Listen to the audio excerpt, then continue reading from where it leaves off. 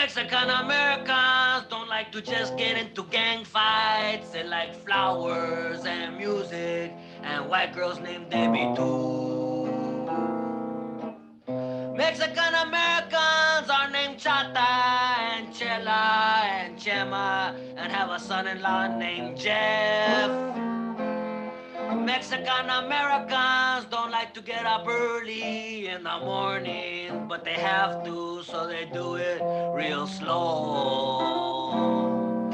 Mexican Americans love education, so they go to night school and they take Spanish and get a B. Yeah, leave that in. Mexican Americans love their nanas and their nonos and their ninas and their ninos. Nanu, nanu, nina, no, no.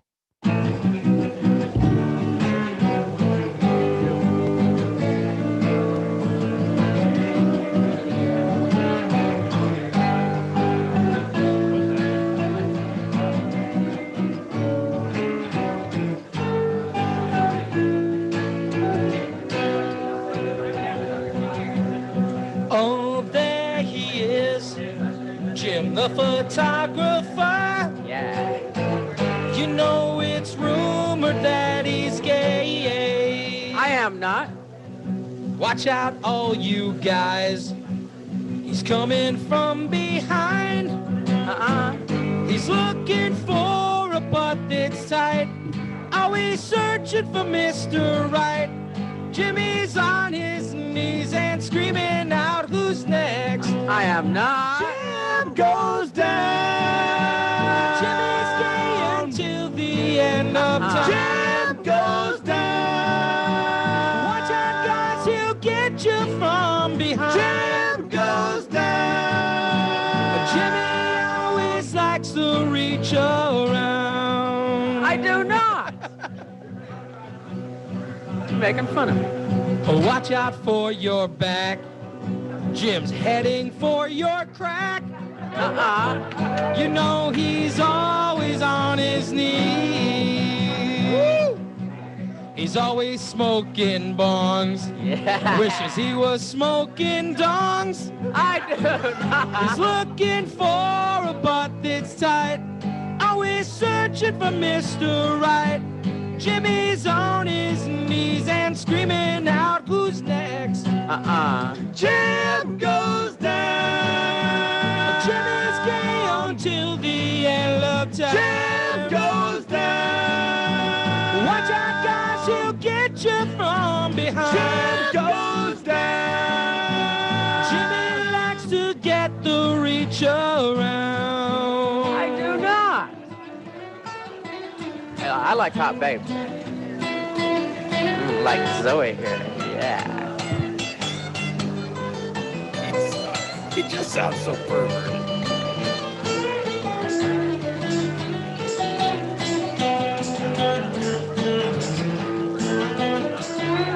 I am not gay. I like hot babes as often as possible. All right, Jimmy. I do. Jimmy picks his nose. He'll suck a golf ball through a hose. He's looking for a butt that's tight. He's always searching for Mr. Right. Jimmy's on his knees and screaming out, who's next? Jim goes down. Jimmy's gay until the end of time. Jim goes down. Watch out, guys, he'll get you from behind. Jim goes down. Jimmy really loves to reach around. Jim goes down. Jim goes down. Jim goes down. Man, that was short version. That was fabulous. I like hot babes. Yeah.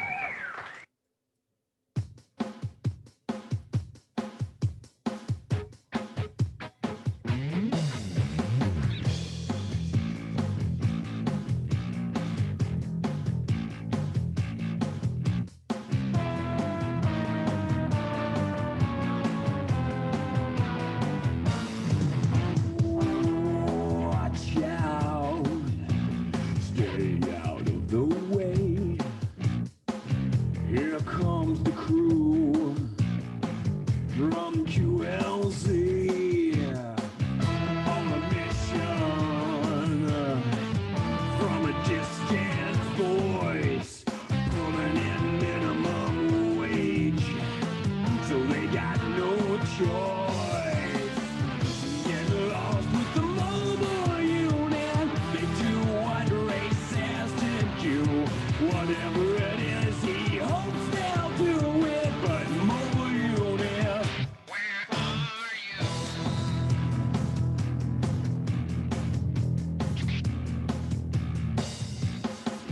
Less Bodine needs Listerine and Jimmy. Oh, drag queen and Mikey with the big dong. He paid me $50 to boost his ego in this song. I'm getting lost with the mobile unit. I know why do we want them to. Whatever it is, I hope they'll do it. But more unit. Where are you?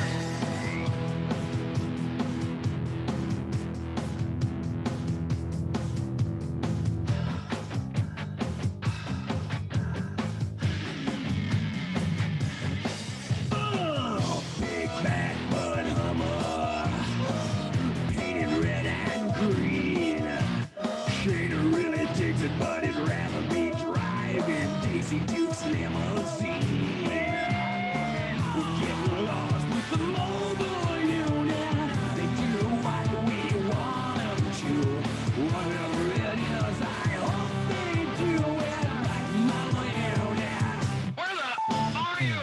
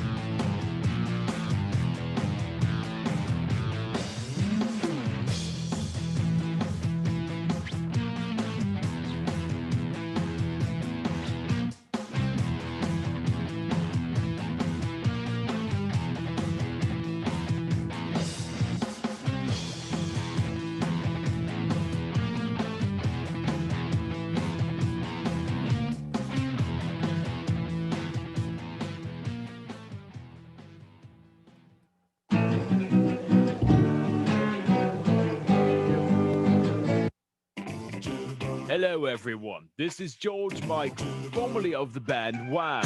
Wake me up before you go.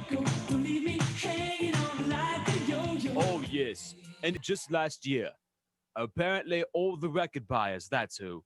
And that's why I made a new side business. Presenting George Michael's Pet Discipline Service. Pet Discipline Service? That's what I said, you sexy big hunker man. It's George Michael's Pet Discipline Service. Say, for instance, you've got a pet monkey, and he starts getting completely out of line. My Pet Discipline Service will show you just how to spank your monkey so he never misbehaves again. Sure, I'm from England, but I realize that a lot of my American fans live out in the country with a bunch of chickens. Chickens can be very dangerous animals. Sometimes they get so out of control, pecking at people with their beaks, and the only way to stop them is to just choke them and get it over with. Now, there's about 8 different ways to choke your chicken, and George Michael's Pet Discipline Service demonstrates all of them, including the inverse grip and the two-handed Memphis twist. After George Michael's Pet Discipline Program, your animals will be behaving like proper English gentlemen. So whether you have to wring the goose's neck, flog the horse, bleed the weasel, pop the beef, or shoot the snake, George Michael's Pet Discipline Program has a chapter for you. Just remember to find someplace private, like a movie theater or a bathroom, to discipline your pet. Otherwise, you could get busted by the ASPCA. That's all for now. I'm George Michael for George Michael's Pet Discipline Program. Celebrity voice poorly impersonated. Hey kids, what time is it? Here we go. Here we go, mates.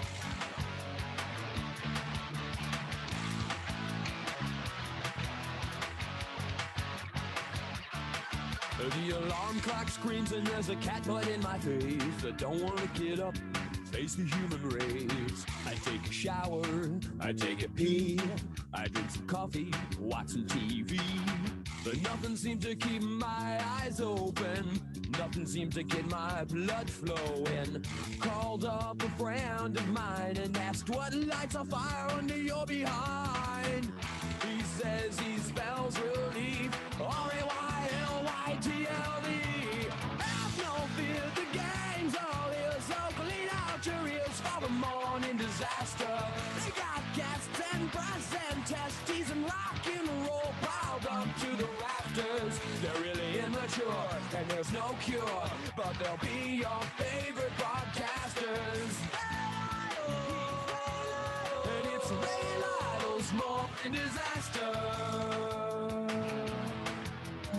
It's Ray Lytle's morning disaster.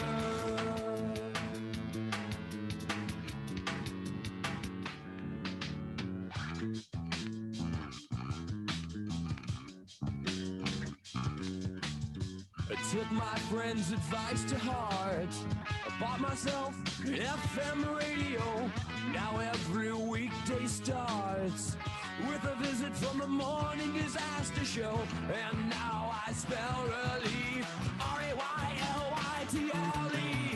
Have no fear, the gang's all here, so clean out your ears for the morning disaster. They got gas and breast and testes and rock and roll piled up to the rafters. They're really immature, but there's no cure, but they'll be your favorite podcasters.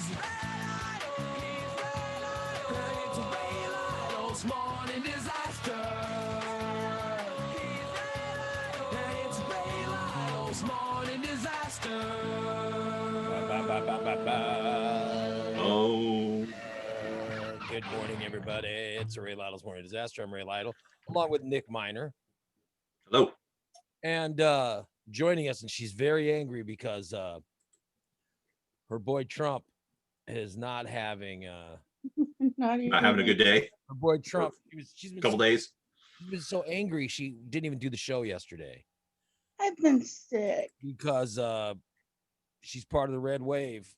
She's MAGA all the way, and more power. Plays that Red Kingdom song.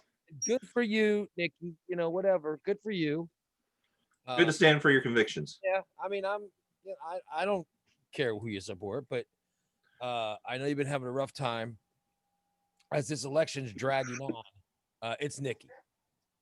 Yeah, whatever. We're glad you can join us today. Yeah. We'll have you here. What are you thinking, Nick? Yesterday I was bothering Nick. He was working. I was sending him Facebook messages. I don't know. This just seems like a long, drawn out episode of American Idol where Ryan Seacrest is always telling us we'll have the answers right after this. I was sending Nick messages. That's what it seems like. I was going, dude, Biden won Wisconsin. He's texting me back. I don't know where you're seeing that from. And I said, no, he won Wisconsin. I was looking at CNN, the AP, other places, and no one called it yet. But who did? Who? Me. You did. But you said Twitter as your source. I don't trust Twitter. Well, I went on Twitter and I found the guy with the Wisconsin state government who sent a tweet out, and I found, then I found some other sources. And I said them, I will say as soon as and then I went and followed Rocky's advice and went to Politico and watched that, and then I knew. And when I sent the screenshots to you, you were like, okay, well. All right, well, there you go. All right. There's some context to it now. I'm like, now they've called Wisconsin. Then I told you, now they're calling Mr. Michigan. And after all the Wisconsin thing, when I showed him all my proof and everything, and he goes, oh yeah, you're right. I say, hey, Biden won Michigan. Then he sends me the same damn thing. Sent me the same. I didn't send you the same thing. Almost the same thing. Like somehow and so I had to go again, and I'm like, oh, here we go now the Michigan stuff. No, I just said, so you said CNN called Michigan for Biden. I go, he needs Nevada, and he's done. Just like I'm telling you, Nick's just like my wife. My wife's the same way. I'll send my wife stuff, and she'll be like, I need more. I do. I need more. Do you just think I'm sitting at home making this stuff up? No, but your track record so far is what's come into play. My track record was predictions. I'm not making a prediction when I say, that they just won whatever. Sorry, I'm very pessimistic on this right now. Even with the lead that he has, I'm still pessimistic. I'll tell you what. You want to know what's surprising me a little bit is Georgia. Holy shit! Yeah, because Atlanta started getting their ballots in. Yeah, that's crazy. It really is. I mean, who'd have thought? Excuse me, guys. I'm yawning. Excuse me. Yeah, who'd have thought that Biden would have a chance in Georgia? I thought that was a done deal.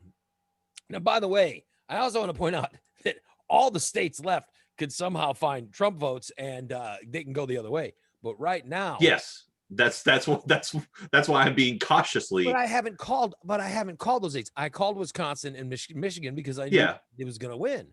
I haven't called Arizona or Nevada or Georgia or Pennsylvania yet. Well, I mean, here's the thing: that is, if Biden wins those states, it's a done deal.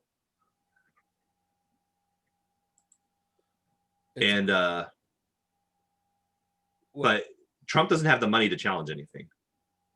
I saw that. Well, I know that they called for a recount in Wisconsin, and Wisconsin goes, okay, I'll give us the $3 million and we'll start the recount. And they said, oh, well, we're not going to. Yeah, exactly. That's the problem. But that's because he doesn't have the money. No, it's because they knew. I mean, they'd get the money. Somebody give him the money, but he knew that they lost. They're like, they're not going to waste. I mean, there's one thing in wasting money. So I don't know. I think Arizona, you never know. I mean, because Arizona is the one that's Arizona. You don't know how those votes are going to come. But here's the thing: Trump has to run the board now. Yeah, that's the issue. He has one way of winning, and that's running the rest of the states. Yeah, I think he's going to lose Nevada for sure. I think Nevada is definitely going to be Biden. If that's the one, if I had to call one of them for sure, I would say Nevada. But I don't know. I mean, I would also, I'm also thinking Arizona's probably, which would be enough. But who knows? I mean, the Georgia thing is really surprising, and not just the way those votes have turned around in the last, ever since they started counting the mail-in votes, which I guess makes sense. What about Pennsylvania? I haven't heard anything about that. Yeah, Pennsylvania, all the mail-in votes are going for Biden. There's just how many mail-in votes are there that are left? It's just it's just tightening the lead he had. Yeah. So it really is. It really is. It's been fun to watch because part of my day was playing the what if these people win these states on Politico sites. But playing with the numbers. It's going to be interesting. It is going to be. I think it's the thing that got me last night with the Trump supporters, who they show up to Michigan, and they're like, "Stop counting, chanting." And well, they've done that in Arizona now too. Yeah, then they show up to Arizona. Yeah. But that's disruptive. I mean, we need to get this over with, and that's the disruptive thing. Those people need to be arrested and taken out, and they were again. Both sides are they need to be put in windowless vans, like in Oregon. They were armed. Yeah, and they were calling themselves poll watchers, and they demanded to be let in and hover over. It's like, we already have poll watchers. We have poll watchers that are Republicans. We have poll watchers that are Democrats. They've been registered. This is all a process that's been going on since America was born. And all of a sudden, go back behind your keyboards. We've got to have a terrorist group show up and demand to be let in, and it's like, God, people. It is. It's crazy. But those people. But again, you have Biden people doing that too, right? Aren't they showing up with guns? Both sides. Both There's sides. no Biden people that are crazy on both sides. Both sides. It's not both sides. Well, the liberal media just isn't reporting that. It's one side. It's Biden people with guns too showing up demanding. It's crazy because, like I said, they are armed guys that are showing up. And listen, it's one thing. The police that are there, police can handle the challenge of people with guns. I mean, they're trained for that. But you have people that are just trying to count votes, and they're counting mail-in ballots. So it's a big pain in the ass. Some of these people are. I don't think it's this way in Illinois. I'm not sure, but some of these people aren't even getting paid. They're volunteering for this. Yeah. They're volunteers. And what the hell's wrong? These are patriots. They're calling themselves they're- patriots to show up with the like the people that are No, the patriots are the people that are spending their time sitting there Counting counting votes. votes and now putting their For nothing. safety at risk. Yeah. The people that are doing it are when they're the way they're doing it is you have a Republican and a Democrat sitting together and they both look Well, over there's the like ballot. 3 of each. And then but I'm saying every individual ballot, they look it over, they decide it's okay, then they count the vote, then they scan it.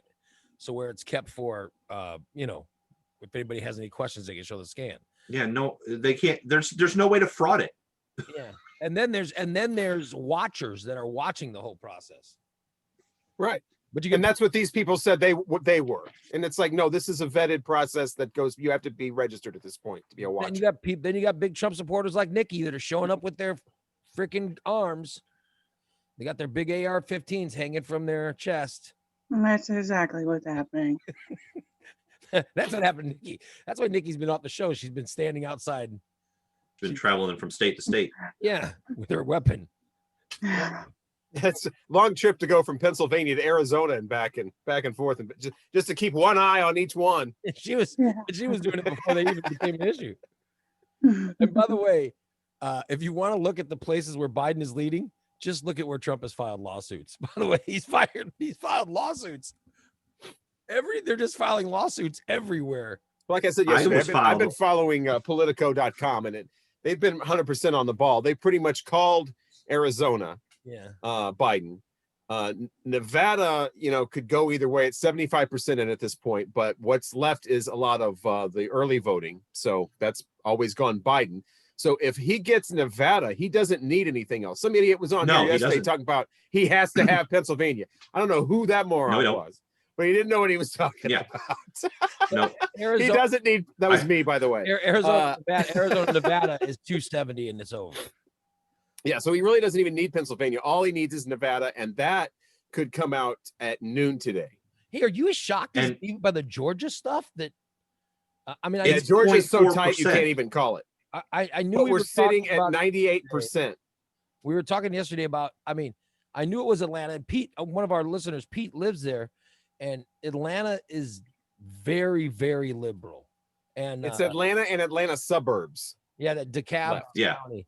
They're very, very liberal. But the votes are going, these mail-in ballots are 80% Biden. Yes. It's amazing. And he's closed that lead in from 300 and some odd thousand for Trump down to I think it's only 20. So it looks like there's actually, I don't want to be optimistic, but don't be ever in my life. But it looks like there's several ways Biden can win. Yeah, he had 15 yesterday ways of winning. Yeah, some moron on here Trump yesterday had talking one. about how he absolutely had to have Pennsylvania. Yeah, I don't.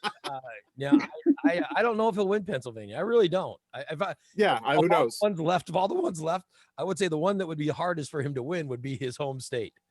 Well, Bill Clinton. But that would be, I don't know, funny's the word, but that would be cute, I guess, if these armed people at these other places were standing around watching and making, and somebody was like, tapped him on the shoulder, be like, yeah, we've already won. We don't need this state. But you can watch it. Well, hey, keep your eye on it. But we're going to go ahead and they're filing a lawsuit to, and the lawsuits can stop votes. And he was filing in Arizona and Nevada. It's like, why would you want to, if you're Donald Trump, why would you want to stop the vote in Nevada? He's only down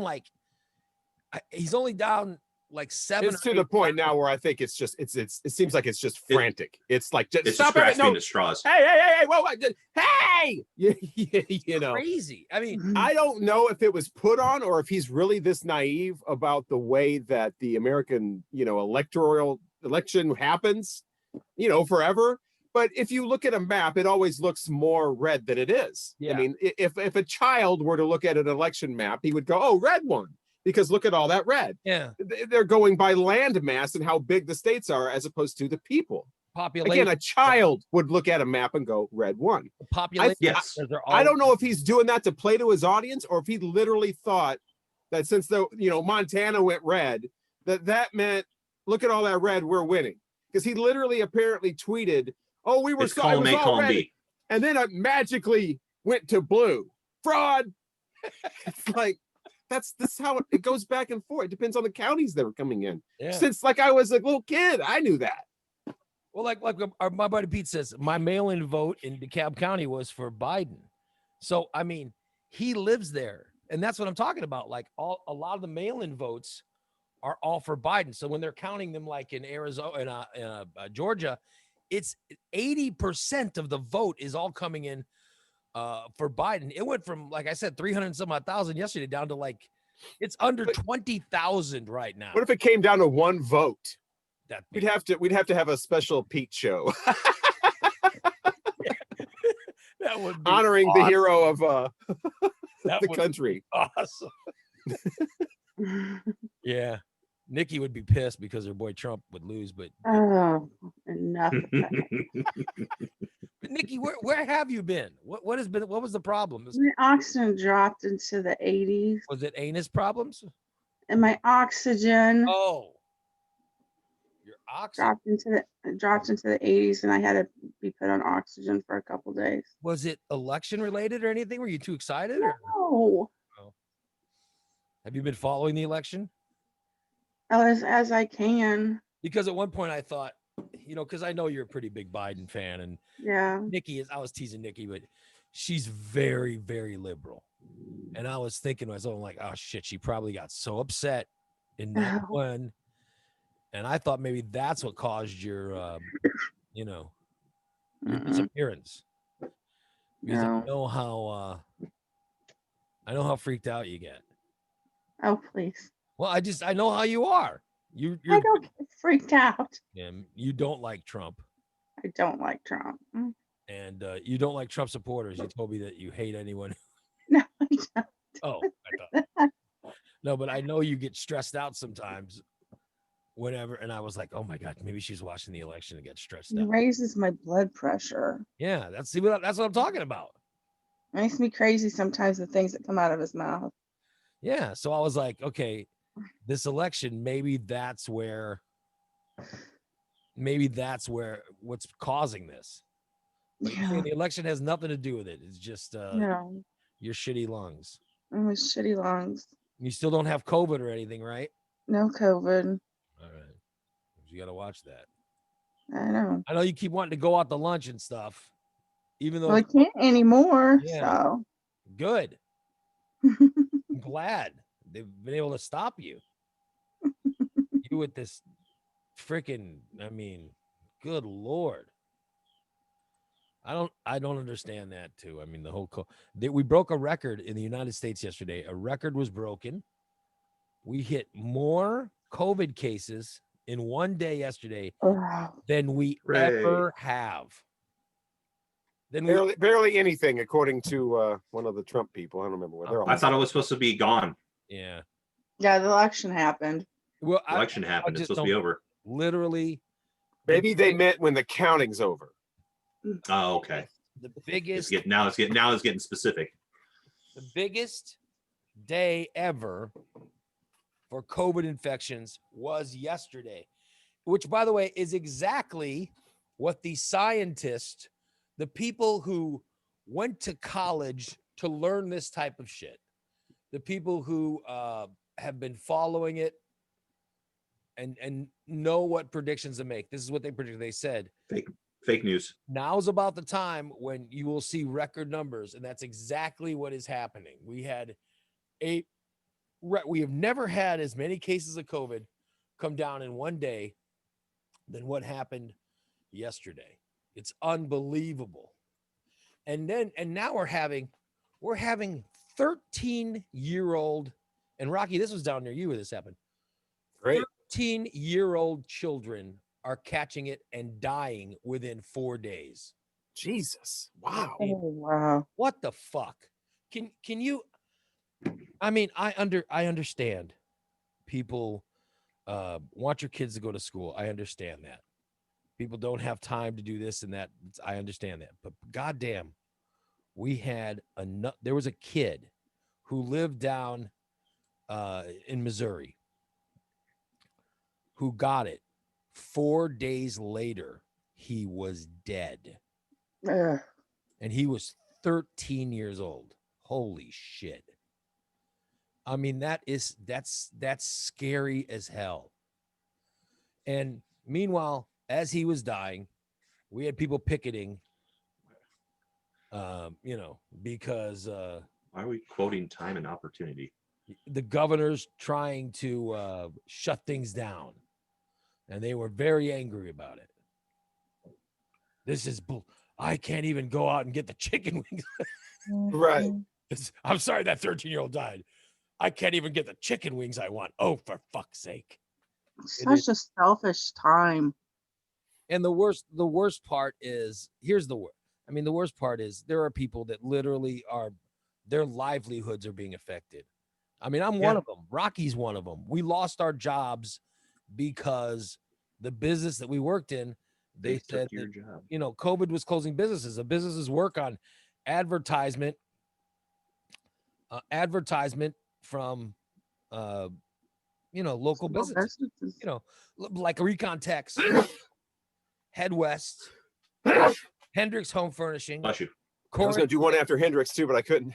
DTE Technologies, 2 men in a truck. They keep saying that these people don't exist. These advertisers don't exist. However, I just gave you a list of our advertisers on our internet show. But they said that's why they had to fire us, because these people didn't exist.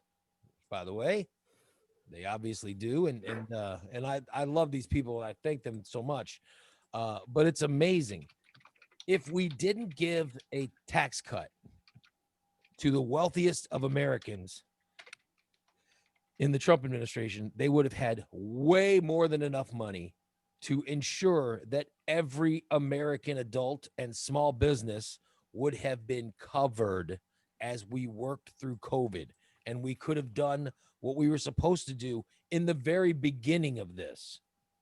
It's amazing how that works out. In March, they could have put a mask mandate in, or they could have said, you can do curbside delivery, but it's going to be a mask, and you're going to have to work from home or whatever, blah, blah, blah. And they could have covered small businesses by giving loans or grants to, and they could have covered every American citizen the way that Canada, Canada, they closed it down, and they gave everybody in Canada, they gave them $2,000 biweekly throughout it. And the people of Canada are fine. They don't have a recession. They literally, they had enough money left over to cover these people. We didn't have the money. We're already in a record deficit now. So it just sucks. It just sucks. I'm trying not to get too political today, but that is a fact. And yesterday we had a record amount of disease spreading of COVID. We have 13-year-old children dying. The kid got it and he died in 4 days. I mean, what the hell? I saw a thing yesterday. Hope them chicken wings were worth it. Yeah. There was a girl, and I forgot the university, excuse me, but there was a girl, a college-age girl, a freshman or a sophomore, who got it. And so the college said, well, stay in your dorm room. Stay in the dorm room. If it gets too bad, we can help you, whatever. And so they kept her in her dorm room, and they went to go see if she was okay, and she was dead. She was dead because what happens, I guess, with some people, and this isn't everyone, but one of the ways they're getting is the disease is hitting, and it's turning part of the lungs. It's affecting something. I have no idea how the lungs work, but it's affecting and hardening something in the lungs, and to where the lungs stop working. So, you choke, or you can't breathe. You can't breathe. I don't know if it feels like drowning or what. It just sounds like a horrible death. And so that's why they can put people on respirators and keep them breathing. But if you don't have a respirator, you're just going to die. That's what happened to these 2 young people. And, maybe we should have figured out what kind of person is being affected like this and do something for those poor people. But it's just, I'm sure that they are, but this disease is new. Yeah. And it's they can't figure it out. And it's just, granted, the disease is not killing all of us. But I think there's more than one strain of it out there. how many does it have to kill? It's killed what 300,000 people so far. Yeah. When are we gonna start giving a shit? I just don't get it. I just No. I just don't get. I just don't get it. America's track record with health is not the greatest. So, And I guess I'll be honest. When they went to go do something, they helped out the big corporations and big businesses. And this really pissed me off. The small businesses got fucked. I mean, some small businesses were taken care of, but not all of them. When you've got like a small, yeah, because you had bigger businesses claiming they were small businesses and taking Yes. that money away from them. Yes. And by the way, a McDonald's is fine. I'm sorry, but a McDonald's is fine. A Burger King is fine. Restaurants like that are going to be fine. Mom and pop shops, those are the ones that are really hurting. And I don't know. And when I see stuff like that, it really pisses me off. And I just hope that now that the election's over, once they figure everything out, when it's finally over, maybe they can get these bills passed to help people, because there is no doubt about it. There's no doubt we're going to have to, things are going to have to be shut down in some form. They're going to have to shut some stuff down, but oh well. Corey says pulmonary embolism, largely in part to being quarantined after surgery. The nurses get you up and moving.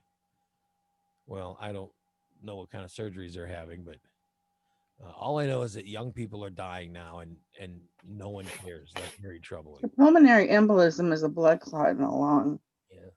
Well, it certainly doesn't sound good. No. That sounds like a pretty pulmonary embolism sounds like a pretty quick death. Yep, if it breaks off, it is. And painful, and I can't even think about it. But oh well, let's move on to some happier things.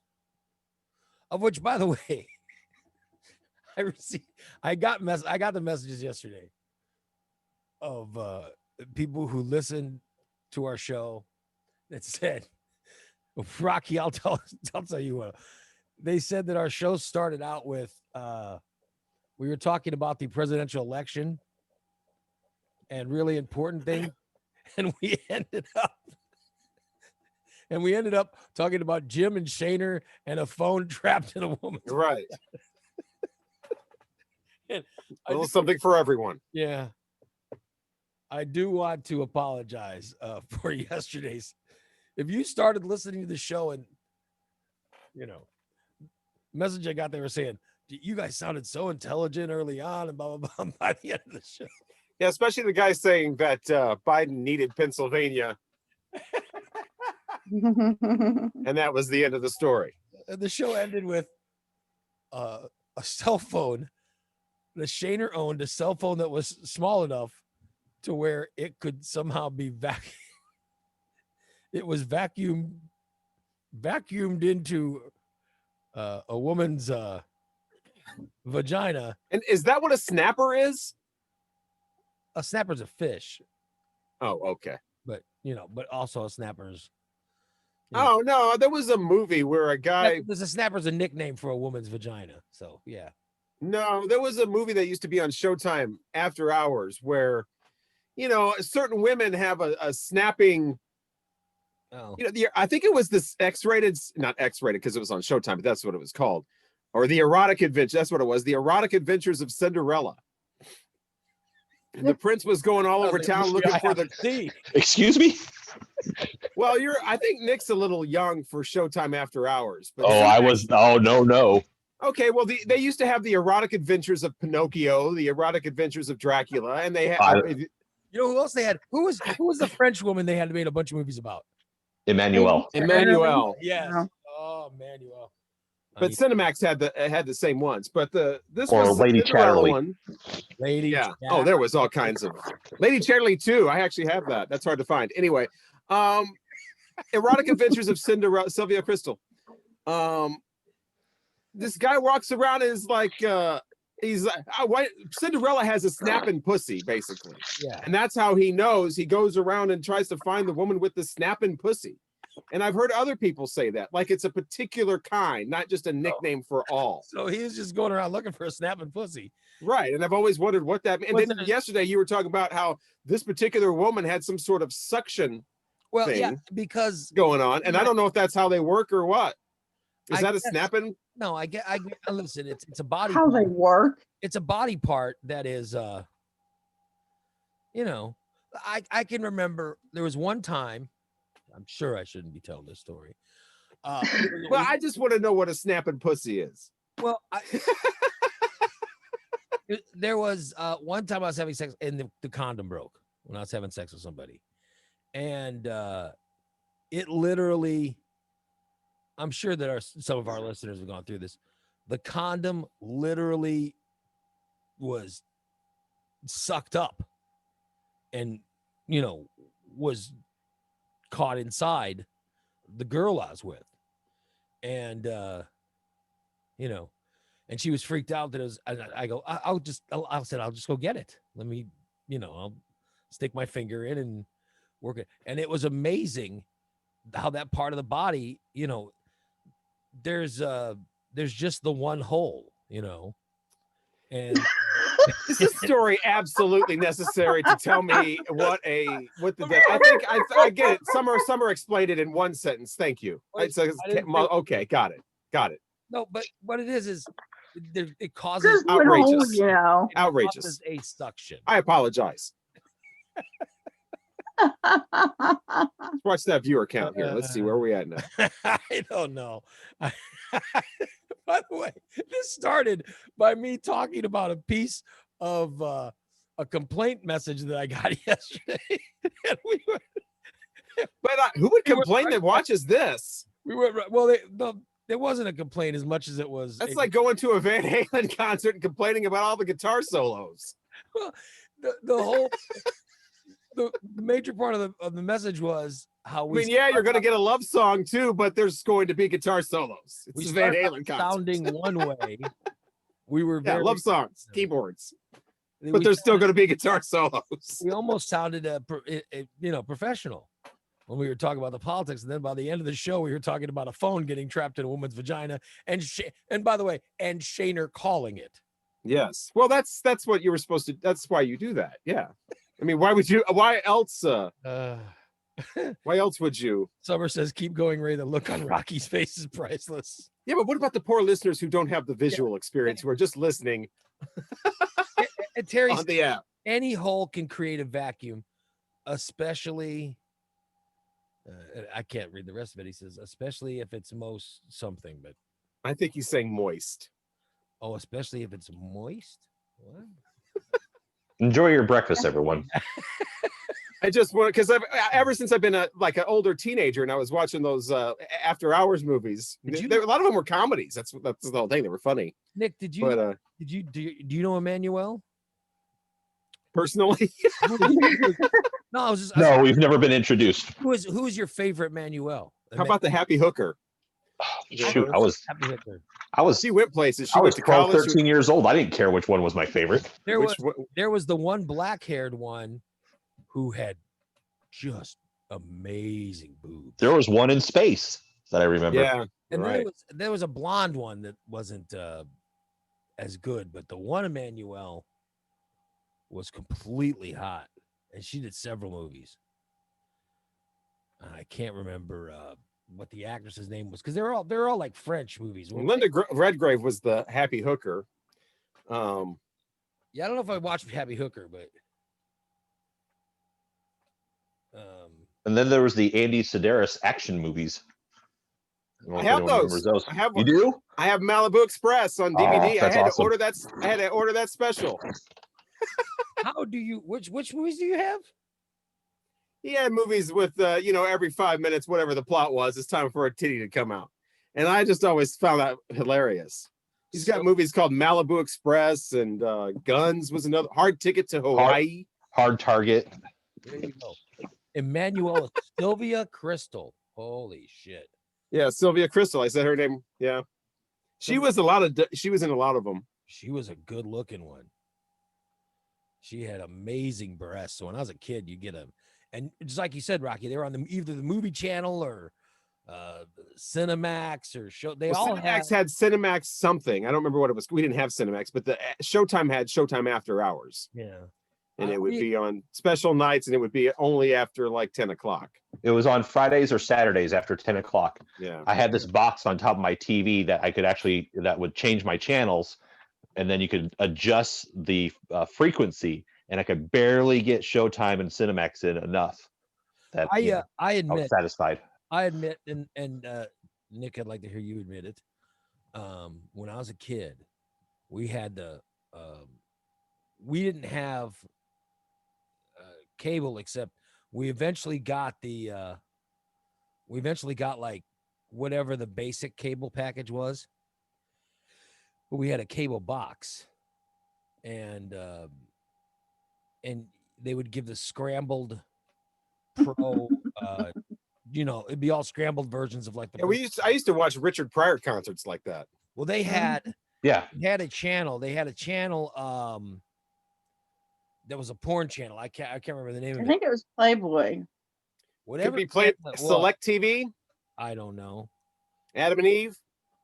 No. Playboy. I don't. Spectrum. No. If you say the name, I bet I get Ecstasy. I think it was Playboy. No. Ecstasy with like 3 X's. No. The Spice. Maybe it was a Spice Channel. Oh yeah, the Spice Channel. Was that one? Spice. Yeah. It was the one with all the ads. Well, I know that I would watch it. I would watch the. I would go there and turn it on. All right, the Spice Channel, and it was all just static. But every once in a while, you could at least get, the make out of the shape, or you could see. Well, if it was bright, if it was like an outdoor setting or something where it was all bright, it would kind of unscramble. But if they were in like a dark place, forget it. It was all, or a colorful thing, it was all scrambled. Sometimes you get enough to where, I could rub one out during make out half a breast or something. I think I saw a shadow of a thigh. Woo. Yeah, it's like you go, oh my God, there's a boob, there's an ass cheek. Oh my God, you could get yourself fired up and rub one out. So my question is, did anybody use those parental advisories as actual advisories, or did everybody just go to the guide and go, which one has the nudity? Yeah, that's the one. There's the one. Okay, that's the one. Well, sexual situations, nudity. That's what TV Guide had. Yeah, it would say if it would have the letter N. That's what I looked for. But there was a difference between partial nudity and nudity. You knew if it was. Oh, nudity, I didn't care which one it was. It was going to be a little more than just somebody's ass. I was like maybe 15, 16, whatever, how old I was. But, they were that age where, if you got 30 seconds of a boob, that'd be all you need.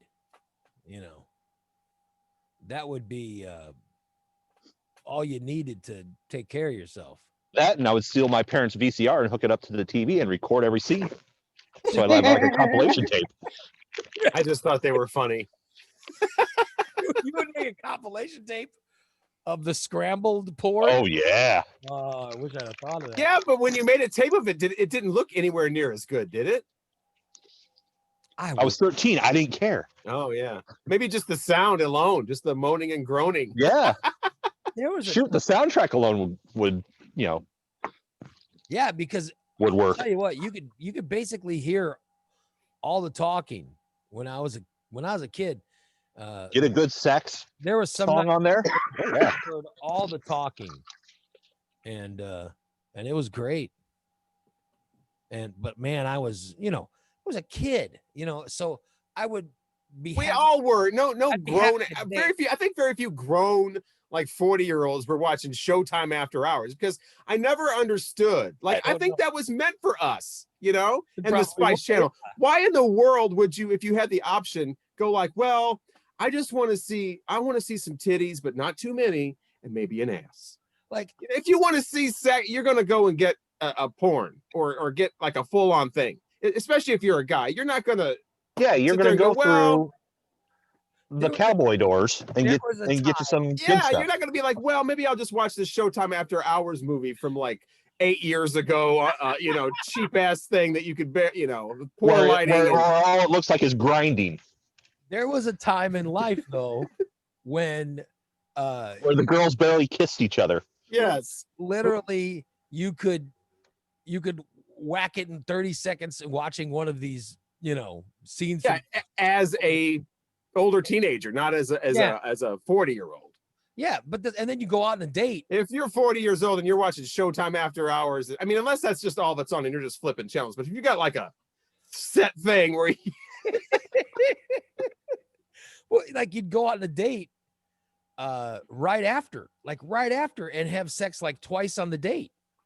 Now, as a 50, however hell, 52 or how, I don't know how old I am now, but now as a 50-something-year-old, oh my God, if you whack it, if in the middle of the day, you're like, if you get a sudden round of horniness and you're like, I'm go rub one off, then it's to the point of that better not be a day your wife's horny because, it'll be hard to get yourself ready that night. And now I'm thinking about times when we were kids. That's why they make pharmaceuticals. Yeah. I mean, and I don't take them, but I should have some just in case. That's what I'm talking about. So you're down to just like one a day? You can't do two? Yeah, I can't remember I can't even remember the last time I've gone twice a day. I mean, there was a time when my wife and I hooked up early afternoon and then that night, but it's been years since there was a time in my marriage where literally we would have sex and you wait a few minutes afterwards and you can go again. Now that's long gone. That just it is not happening at 50 some odd years old. It just doesn't happen. So, when you're 17 though, 17 to like 30, all that's, there isn't much waiting. And now I couldn't even imagine that. I don't need to see Emmanuel now. That could ruin my whole day. I like how I don't think you'd have the same reaction. I think you would look at that with some sort nostalgic eyes. Warm nostalgia, yeah. Maybe really warm nostalgia, but wait, you saying you can only get one per day? You said that. You did. No, I asked you if that. I was he was questioning you, clarifying what you had said. Oh, but are you somehow saying that you have sex several times a day? Well, I could if I wanted to. Oh my God. That involves another person. Yeah. They have to be home and not always working. Maybe the other person should get a job so they don't have to work as hard. Yeah, no, I think like Nick said with pharmaceuticals, maybe if I had pharmaceuticals, I could take care of that, but no, I don't. I mean, I can't remember I cannot remember the last. There was a time, maybe within the last 10 years. Yeah, like there's a time my birthdays. My wife and I would get a hotel during my birthdays, and we would just be crazy. We would take a bath and go at it, and then literally. We'll just leave crazy. Let's all leave that to our imagination. Yeah, what that means. But I'm just saying I could do that without any pharmaceuticals. But now I don't even know if that'd be possible. I don't need to be looking at Sylvia Crystal movies to even test myself. Because I think if I, what porn stars? I'm trying to think of like what porn stars would have been when I was a kid. What's her name? Marilyn Chambers. Marilyn Chambers. Thank you. Yeah, Marilyn Chambers. Yeah, she was the big porn star when I was a kid. But I think if I came across, I seem to recall she had some private fantasies, quite a series of private fantasies. there was one where she was a country singer. It was called Up and Coming. How do you remember all this? Aren't you gay? How the hell do you know the name of all of the? This is amazing. Yeah, There was one where she was a country singer, and it was really. Someone needs to start like a Skinamax trivia night. Just let rock. Well, this one was Up and Coming did have an edited version that they would it was pretty rare, but they would sometimes play. And I can't remember what it was called, but it was the lead. I think it was called Cassie because it was the lead character's name. You know her name. That's I think it was because the movie was called that. The edited version was called Cassie, I think. That's impressive. Yeah, but I sort of remember the Marilyn Chambers was, man, she was amazing when I was a kid. I loved her a lot. Did she die? Yeah, she passed away. She was in legitimate movies too. What didn't she start out as didn't she start out? There's a rumor going around that she was the Ivory Snow baby on the soapbox. I don't know if she was she's the mom. Yeah, she's not the baby. She did commercials, right? Yeah. And then ended up getting in pornography. Good for her. But when I was a kid, that was and you sort of remember those people. Yeah, I said that's what I mean. If you watch it now, there'd probably be some sort, like a nostalgic factor. It wouldn't be like something you'd be like, oh my God, yeah. But I don't know. Marilyn Chambers, now you're talking about full on X-rated, so that's different than Showtime After Hours. Well, what I'm saying now is like I wouldn't even know where to find a Marilyn Chambers movie, but if I it's Google, and then Marilyn Chambers. But if somehow I Are you looking for the VHS copy? No, you go to eBay for that. no, but I'm saying if I stumbled upon something Or my attic. But anyway, I would probably watch it, because it's Marilyn Chambers. To try to, remember the good old days. Yeah. She was impressive. When I was a kid, I loved Marilyn Chambers. She was a movie star, Yeah. I mean, that's back when those movies were like movies with plots and everything. Yeah. They did have plots, by the way. Where they had this I know most people just fast forward over that. That was like some of the best where they stuff. had this in the car wash. Ridiculous dialogue and there was so they dressed up in bikinis, bikini car wash company. yeah, that's more like an R-rated. By the way, like Hots. Remember Hots with the football? Oh game? yeah. I don't remember Hots. Summer said, Ray, stop. You got Brett rock hard. Yeah, so Thinking of doing actually was making like a Showtime After Hours sort of like tribute video and just have not R-rated clips, but just have clips from each one and be like, remember these? And like, but I'm afraid like some company would shut it down, like the Happy Hooker would shut it down. Or well, I told you that you gave me the name of that Emmanuelle actress, and I remember her as being just gorgeous. What was it? Sylvia Crystal.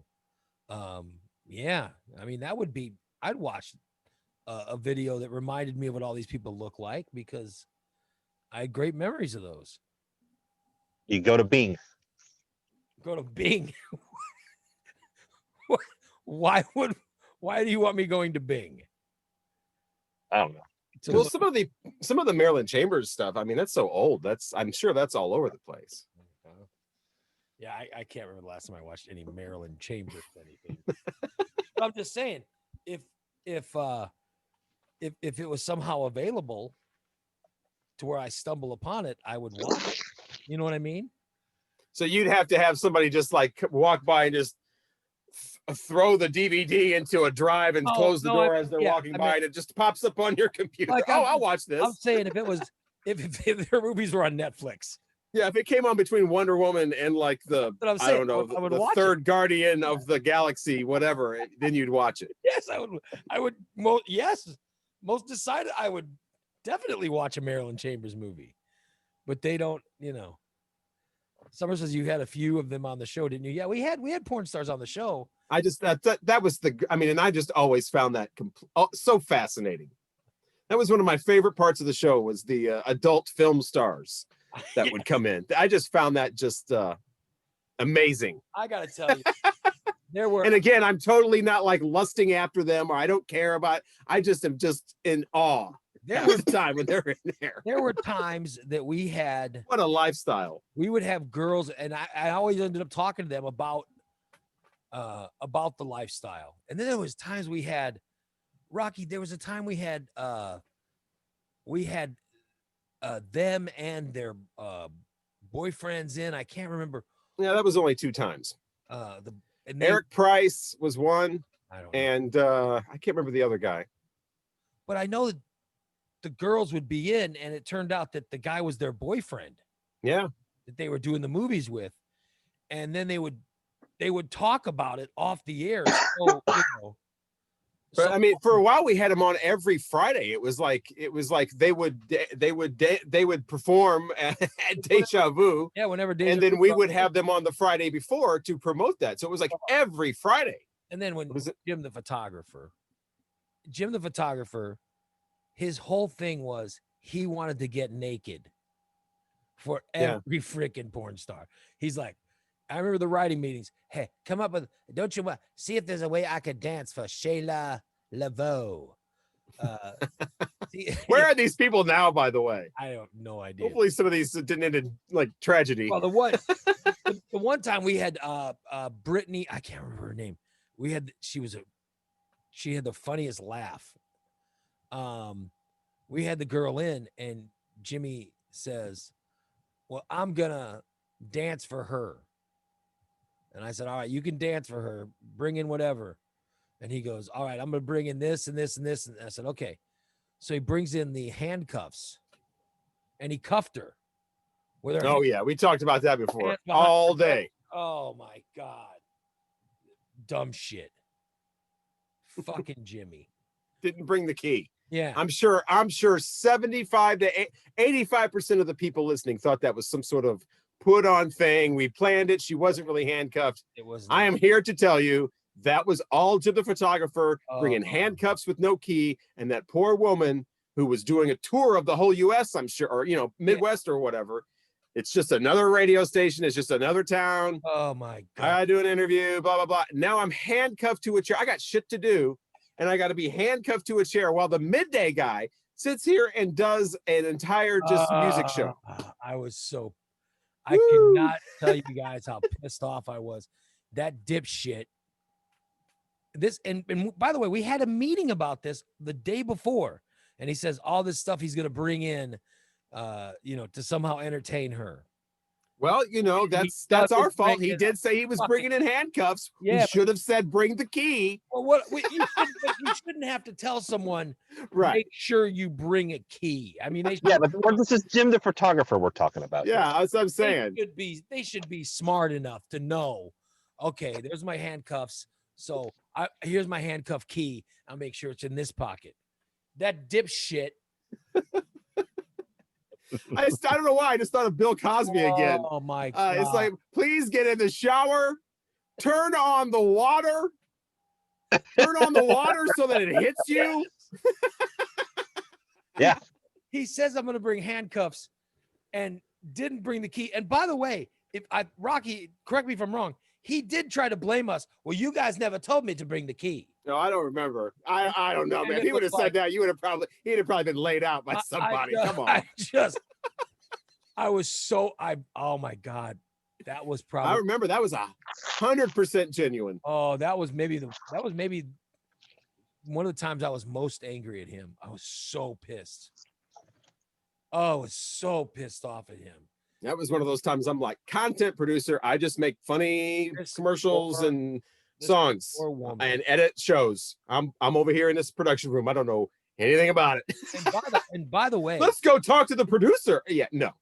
By the way, my memory of her before it all happened, she was very nice, very sweet person.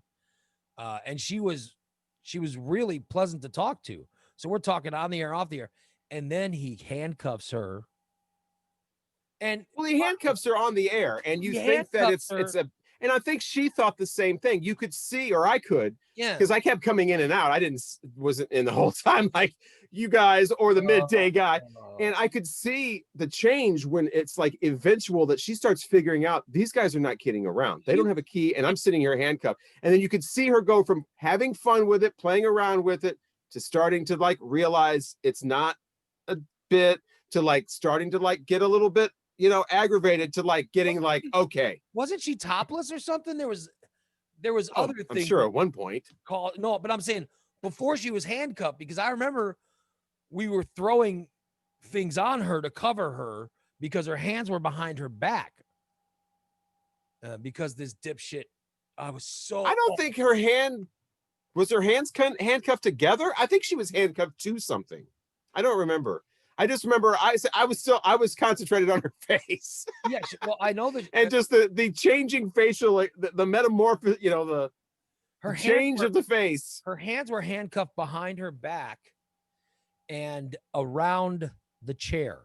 Oh, okay. So you guys had to just like put something over. Wow. Couldn't even get up to go into it. Like she couldn't even go to the bathroom.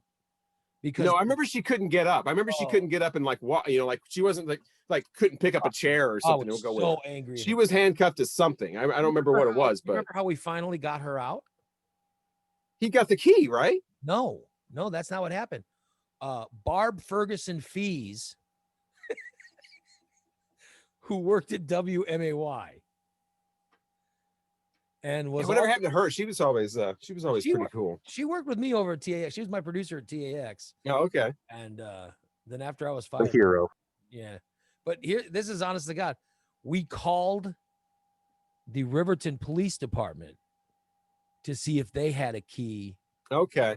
That would do it, but I don't think they could get it done. Eventually, Barb Ferguson Fees, who was into I don't know. She was into S&M sometime. She was into things that had locks. Yeah.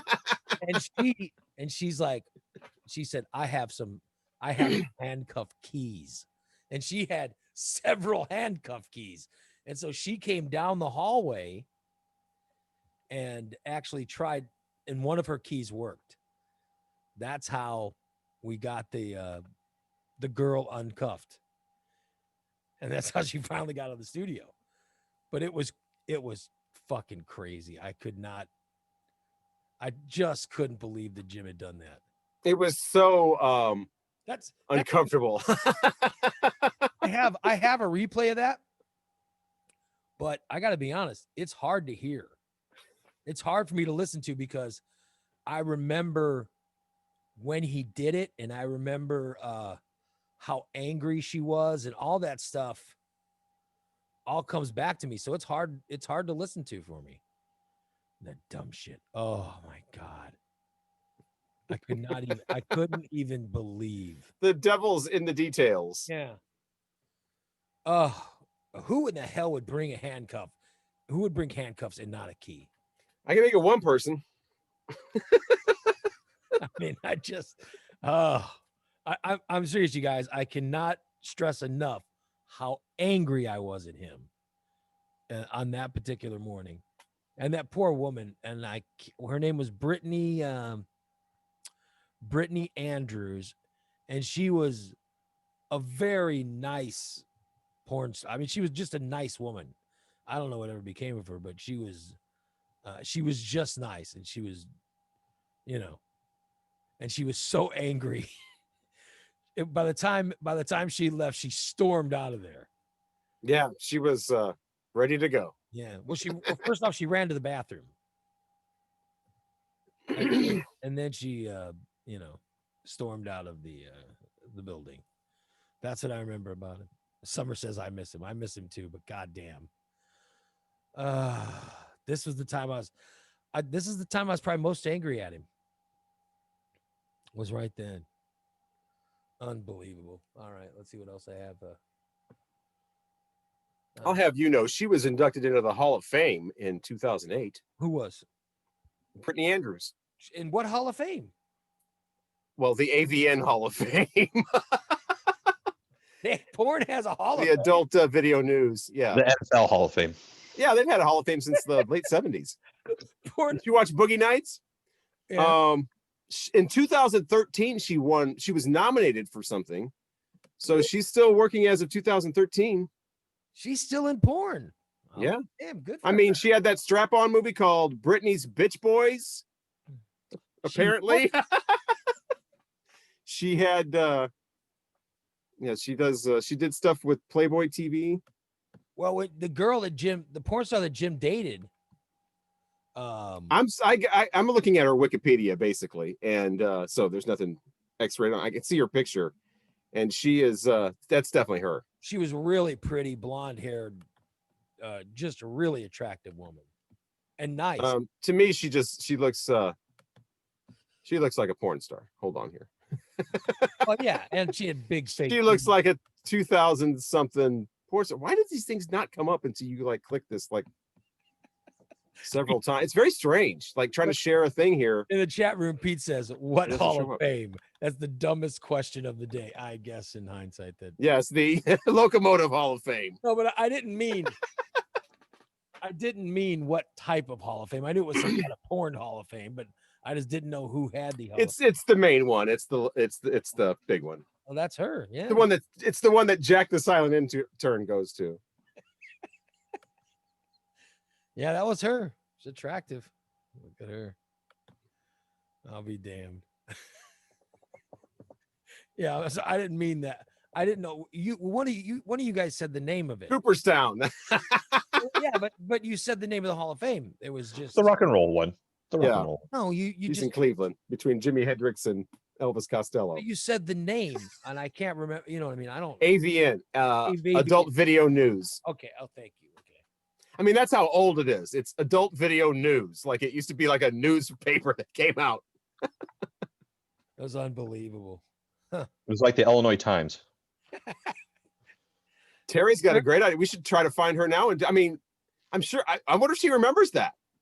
Oh my God! To talk about the handcuffing. Yeah.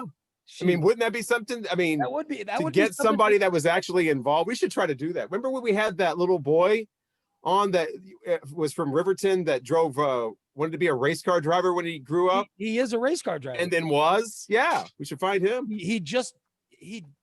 Justin Algar I mean, I talked to Justin when he was an adult too, and he remembered me, from when he was a little kid, which made me feel really old. But I just saw him in the paper, or not it was online, but I just saw some newspaper article about him like yesterday, where he just won something, or I don't follow. We started talking about that when we did the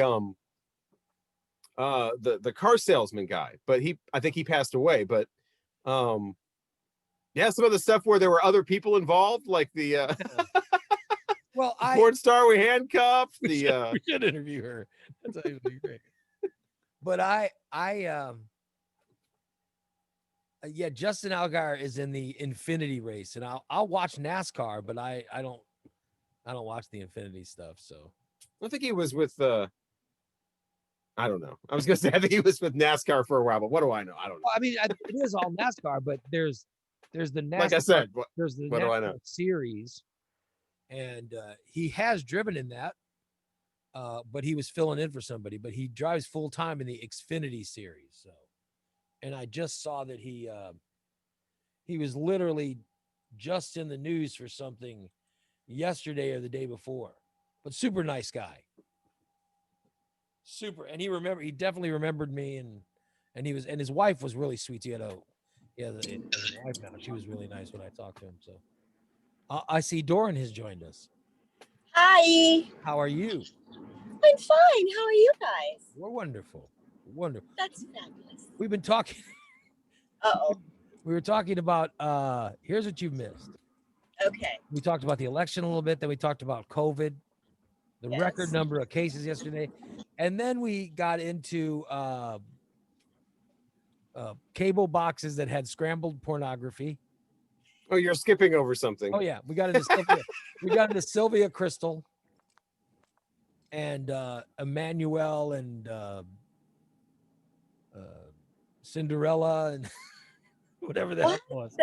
The Cinemax, Showtime After Dark.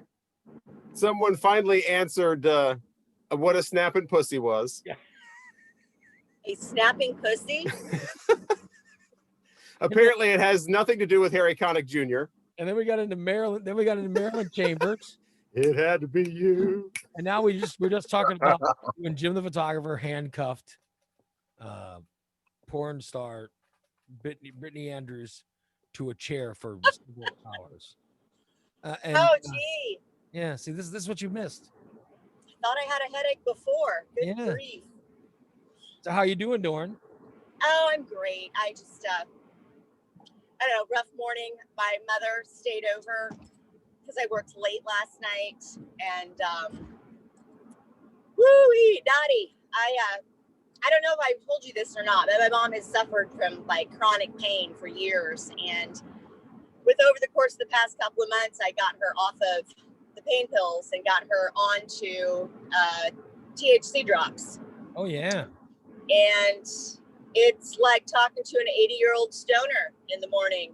And I just, there was not enough coffee in the house. There was not. She's a little out there, but my God, she's hilarious. So you basically we had to put her on the show some morning. You get her high and her every night, polka dot pajamas and holding her chihuahua. Yeah. Yeah, she's never gonna get rid of that Beatles box set now. Yeah. I like how Rocky remembers that she's got a Beatles box set worth something. Yes. I remember musical stuff about everybody. She also has all of the Elvis records. She even has the blue record. It was actually blue. She has that one too. So, yeah. Are Elvis records worth something, Rocky? Some of them, not too much. Because there's so many of them, I would think that. Oh yeah, that's the thing is that, and there's so many kind of cheap ones, and yeah, you have to. It's got to be really rare for it to be worth something. Yeah. I know that because comic books are the same way. Like, it's got to do how many are left, or a misprint, or something naughty that had to later be censored. Those are the things that really have livelihood. Right. I'll be damned. Well, Doran, it looks you're driving and it looks nice. Is it a good day? Is it nice outside? I mean, you know. Yeah. What? I'm saying you're driving. I'm driving in a slow lane. Is it nice outside weather-wise? Or it's beautiful outside. It's gorgeous. Absolutely gorgeous. Perfect fall day. It's like 60. It's going to be about high of 68 today. Partly cloudy. It's beautiful. That's not beautiful bad. Outside. Would have been a beautiful day to stay home and do yard work, but you got to go sling the hair. Did you do your raking yesterday, Rocky? Yeah. You got all your raking done. No, I mean, I've got it mostly. I'm just got to go with a, kind of do the last little go around and then pick up everything that fell since yesterday. Like all the neighbors' leaves that are in. Yes, it's definitely an ongoing, but the major part is over. I got to tell you guys, I can't remember the last time I've been outside. Well, I haven't been. That's a clip, right? That is the statement of 2020. Well, can't remember the last time I've been out of his house. This is why. Because I had when I went to get the COVID test, I think it's the last time I was outside, which was that has maybe last week or whatever. I mean, honestly, if I didn't go and visit my mom, I wouldn't leave the house. I mean, maybe go run or something when it's warm or whatever. Like a bit, but I only did that a few times now. Yeah, whatever. So yeah, I'd be right there. Yeah, I can't remember the last time I've been outside. I had a client last night that came in, and other than coming to get her hair done last night, the last time she had left her house was October 22nd. Wow. Yeah. So that's like two and a half weeks, something like that. Girl. Well, she works from home, and she has like, an office in her house, and so she just locks herself in her office and comes out and has lunch, walks her dogs, goes back in her office, and then comes out, cooks dinner, and repeat. So her husband does all the grocery shopping and everything else they get online or delivered, and yeah. I haven't even worked out in over a week because I haven't shared this, but I will. I had to get the COVID test, right? Right. Well, since then, I was having a pain in my back, and I never have pain in my back, but I was having a pain in my back, and then it moved. What do you mean it moved? Well, the pain was in my lower back right side. Okay. And then it moved. It started lowering. All right. And I was like, what the hell? and then it moved. It was almost in my hip. And then Interesting. And then it moved to where it was in between my hip and coming across the front. You know what I mean? And then Yeah, that sounds like it could possibly be like, is it like right above like your hip bone? yeah, then In it's that area? Or is it higher? it started moving across my lower abdomen. And remember the whole thing with my COVID test was because the fever spiked. I figured out what I did figure out what it is. But I wanted you to guess to see if you could figure out before I tell you. Nobody gonna guess. I can tell you, it's a kidney stone. And the kidney stone. Oh, Mazel Tov. Yeah, the kidney stone has been moving across and is now getting very close to entering the bladder, or it maybe, I don't know if it's out of the bladder or what, but once it goes from bladder and then gets into, you know, You're gonna pee a rock. and then it's gonna get into the urethra, and it's gonna start really hurting. So yeah, it is screaming. That's why my fever's been spiking. Why I've been feeling crappy lately, is because of fucking kidney stone. I had this 2 years ago for my birthday. I think this is the time of year we get them, because I had to go to the emergency room a couple of times, and yeah, it's not fun to play. And then they put me on all this downer stuff, whatever I don't know, Vicodin or something or whatever, but whatever that is causes constipation. So that turned out to be a whole other problem. I thought the constipation was a kidney stone, so I kept taking and it caught the pain, but the pain was the constipation. So it's like, I don't want to go through any of that again. If I have another kidney stone, I'm just gonna lay on the floor and scream. I had one a couple Thanksgivings ago. It was right around this time, and now I'm getting one again, and it's crazy. I mean, it's crazy to be going through this. And I was warned that because I have lost so much weight over the last couple years, I was warned that this could happen, and I've been through it once. And the last time, I mean, I have had kidney stones since the one a couple years ago, but that one a couple years ago was big. It was big enough to where it affected, like, I felt like I always had to pee, but near the end, nothing would come out. I would just always have the need to go to the yeah, that's still how I was. And then one day on Thanksgiving, I went and I go in the restroom, and I'm like, oh my God, I have the need to pee so much. And I'm like, I really am going to push it. And push it real good. A mess. I mean, blood and all kinds of stuff. And Doran has heard enough. And Doran left. Like, that was too much. That's too much. By the way, yes, from the chat room, I do have the Ozark Mountain Daredevils. Oh, I saw when Corey was asking you about that. And oh, that's hysterical. John Prine. I like John Prine. That's awesome. Yeah. So I peed blood and all kinds of stuff, and there was like several rocks that were just laying on the bottom of the toilet, and that was a big. That's what I'm going through now. So forgive me if. Yeah, that's not pleasant. Yeah. So I haven't gone to work out for. I still drove to work like that. Again, I'm trying to be the trooper and trying to whatever. Yeah, get out. Yeah, it just it sucks, and it's because of the weight loss. So they don't tell you that when you start losing weight. They don't let you know that. By the way, one of the things that comes with drastic weight loss is kidney stones,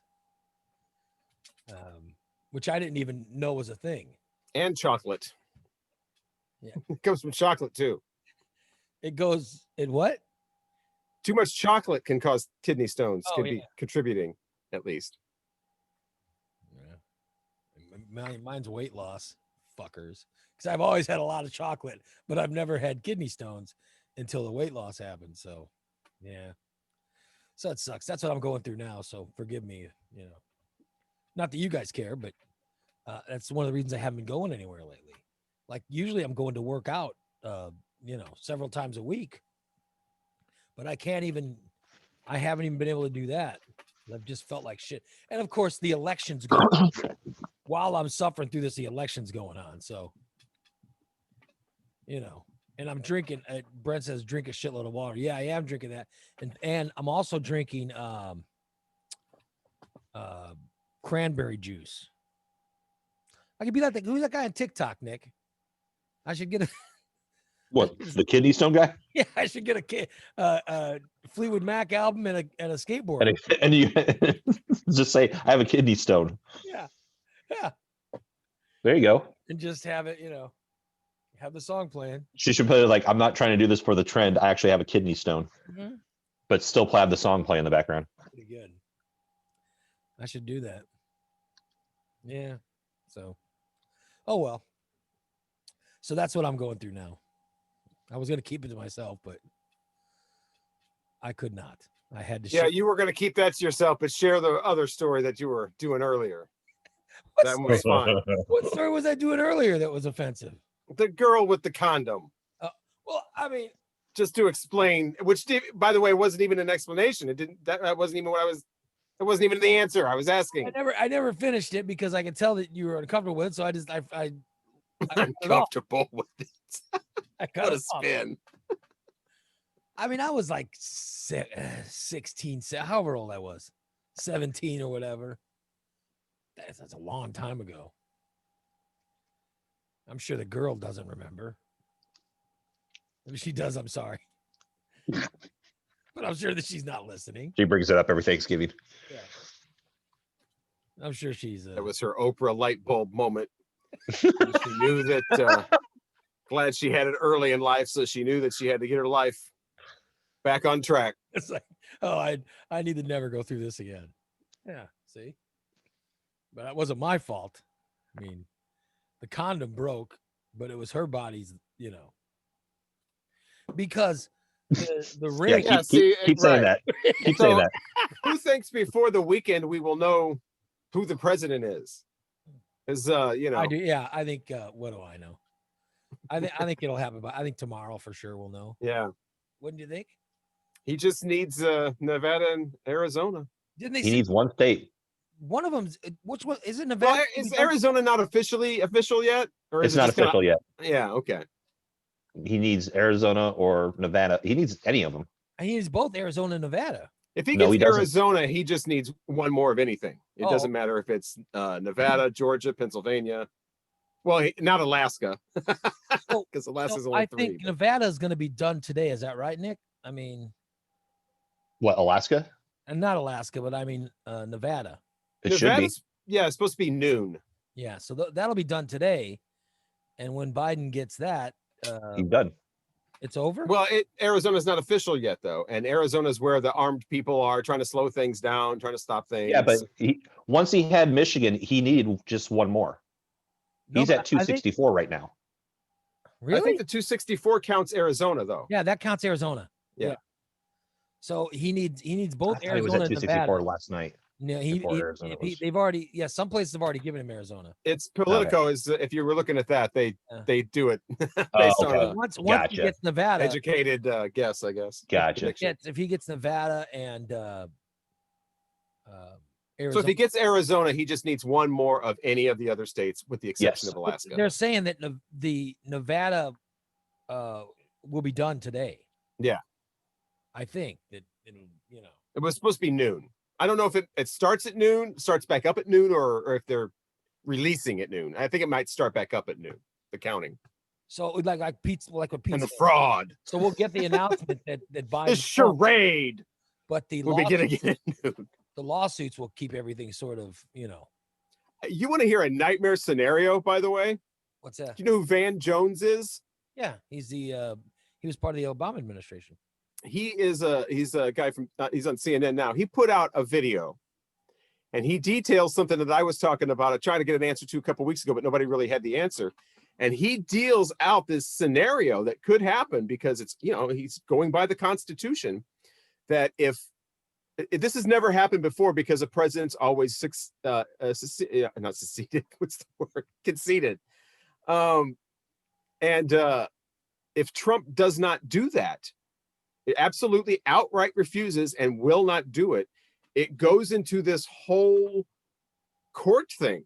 Doesn't it? I mean, it goes to like the House, and it goes through this whole different process and then another waiting period goes where they count every single vote, like even people who are way ahead, all those votes have to be counted. Well, it goes to like the House. It goes through another kind of process. It ends up in the House if it still hasn't been decided. He still won't concede. It all depends on Trump conceding. It goes to the House, and then they make a decision, and their decision is not based on the electoral vote or the popular vote. Their decision is just based on whatever their decision is, and Trump could be president. Yeah, but Democrats control the House. Yeah, so like right now, if I like to give nightmare scenarios. I'm just saying, Van Jones of CNN said this was possible. If Biden wins Arizona, but say he doesn't win Nevada, then that means help me out. And Trump wins everything else, then that means neither one would have 270, right? So they'd be tied. Then I know the Constitution says it goes to the House of Representatives, and they would have to vote. And they're Democratic institution. I imagine they'd vote for Biden, considering they impeached Trump. I mean, I don't know why this is a case, but I saw that a tie is not possible. Yeah. Yeah, it's not possible. Yeah. Okay, so at this point, but I'm saying Biden's path is like if he wins Arizona, Nevada, it's over today. Yeah, right. If he wins Georgia and Nevada, it's over. If he wins, it's over. It's two states, regardless of what they are. So no, I can't win Nevada and Alaska. If he wins North Carolina, which he's not. No, he won't. He won't win that. That's Trump. But I'm saying the Georgia one's a surprising one. It's got to be more than just about winning. There's got to be part of Biden that's going, it would be kind of cool to win Georgia, Arizona, and Nevada. You know what I mean? Which I know is asking for too much, but it would be kind of cool to see how that happened. It would be nice to have a win where they can't just point to one state and go fraud, and then Hey, Doran, what do you think? What do I think? I'm very shocked by a lot of what's going on. I was surprised that Biden got Arizona, but then again, I kind of wasn't surprised. I mean, I have friends that live in Tucson, and they're tired of being a red state, and they're very liberal in the Tucson area, and they're very thrilled. But the Georgia thing is shocking. Yeah. The Pennsylvania thing baffles the hell out of me. Well, especially since they just started counting, when they started counting the mail-in votes and stuff like that, the fact that Biden is getting, I mean, I knew a lot of mail-in people were pro-Biden because I did mail-in vote and I'm pro-Biden, but it was because of my daughter and COVID and all that stuff. So I just didn't want to be around people. So that was the biggest reason I did the mail-in thing. But a lot of people are like that, where they're afraid of COVID, and liberals are more afraid of COVID than conservatives. I mean, that's Very a fact. much so. It's a Yeah. fact. And also states are doing it differently. So what makes sense for one state won't make sense for another, because some states are doing the early voting first, then the day of voting. Some states are doing, or counties are doing or I guess it's a state thing, but yeah. But both people that have done early voting and mail-in votes are really, Biden's numbers are coming in at over 80% in Pennsylvania, which is why he was able to, I mean, he shrunk Trump's lead in one. Well, the Georgia lead was Georgia's pretty crazy the same how way. that shrank. But it makes total sense, because if the big cities are last, the big cities are where the Democrats are, usually. So it's but crazy. yeah. So Here's a question about Arizona. How much does Arizona love John McCain? Well, yeah, because Cindy McCain. That's what screwed Trump out of Arizona. Wouldn't that be something if Cindy McCain's the reason that he lost Arizona? Oh, I guarantee it's the reason he lost. It's nice revenge for John McCain. That's nice to see. Yeah. It's sort of a John McCain's revenge. It is sort of a fuck you to Trump. I mean, that is kind of a diehard, you know. I mean, the guy's passed away, but still exacting revenge. That's crazy, right? John McCain, not McClain, the real diehard. So yeah, I don't know, but I mean, if I had to put, and I did put money on Biden, you guys know that story already. But if I had to put money today on someone, I would put it on Biden. There's one way Trump can win. There's several ways that Biden can win, but there's still one way Trump can win. So Trump can still win. And help me out. That's if he gets everything, right? If he gets everything, which is possible. Everything is super tight. Yeah. It doesn't look like it's going to happen because of what we're imagining people in certain areas, the way they're voting, but who knows? By the way, could be some crazy thing where some liberal town went red because of something local that happened, whatever. Alaska yet. Alaska's pro-Trump, right? Because of Palin. She's probably they still have to find that one voter. They got to wait for the dancing Palins to get done with the show, and then they'll. There's no way Biden couldn't be getting any votes in Alaska, could he? No, I don't know how Alaskans vote. Yeah, I mean they're very conservative. I think Alaska has always been conservative. Well, conservatives aren't very welcoming to Alaska. A lot of them don't even consider it a part of America. So it's like. Maybe I don't know. I don't know, Alaska. It's 3 points though. It's not going to move too much. Well, yeah, but I mean, Biden could win Arizona and then win Alaska and still not get 270. So, but if he wins Georgia and Alaska, it's over. Am I wrong? I don't know. That's kind of a strange. But I think that's. I think we're counting on Alaska is so unimportant Arizona. that Politico doesn't even have it on its. Keep scrolling. Well, I'm just saying, how have they At not the bottom? How have they not Oh, already? yes.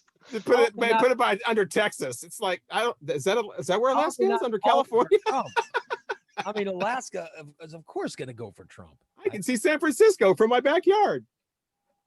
I guess I don't get it. So is today going to be the day, or it'll be tomorrow? Probably. I think tomorrow.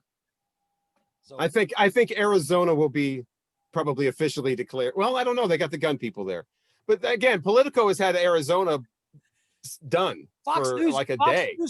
Fox News called Arizona on the night of. They called it Tuesday late afternoon. I mean, the guys there and what did they call it? What name did they come up with?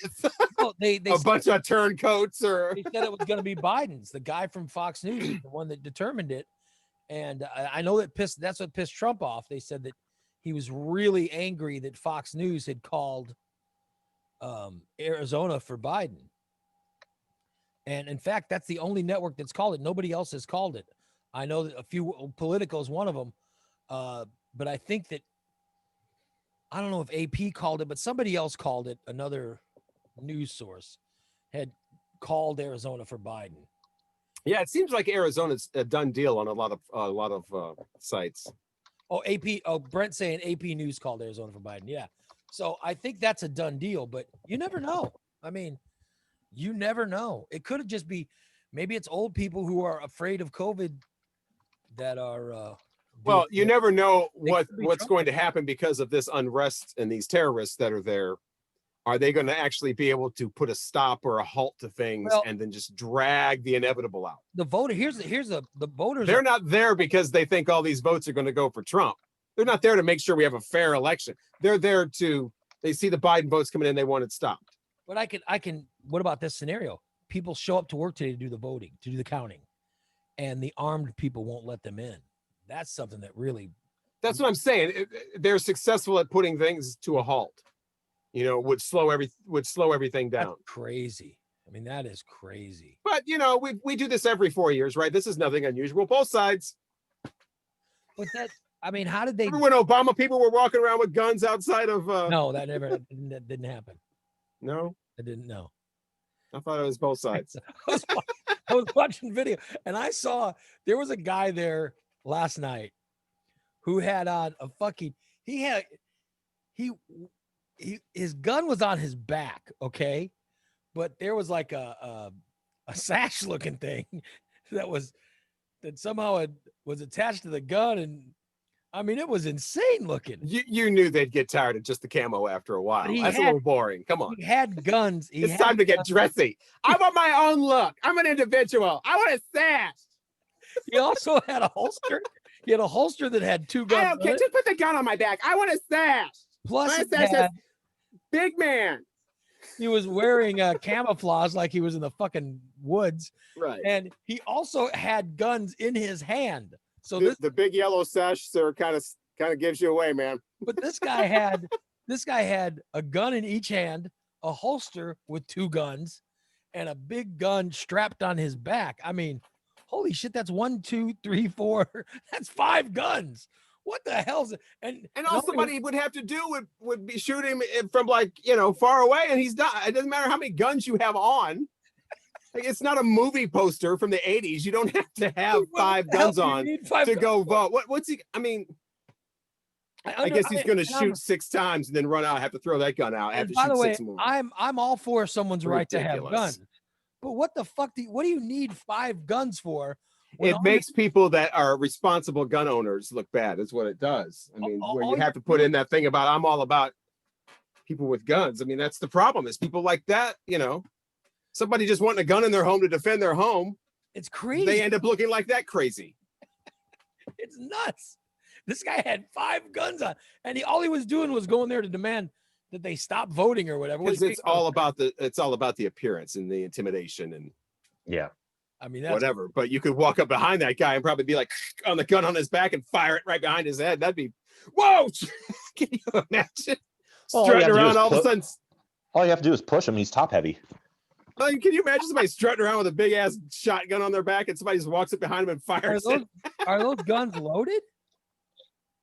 I don't know. I mean, you don't want to fall and have a gun accidentally go off. I mean, that's scary.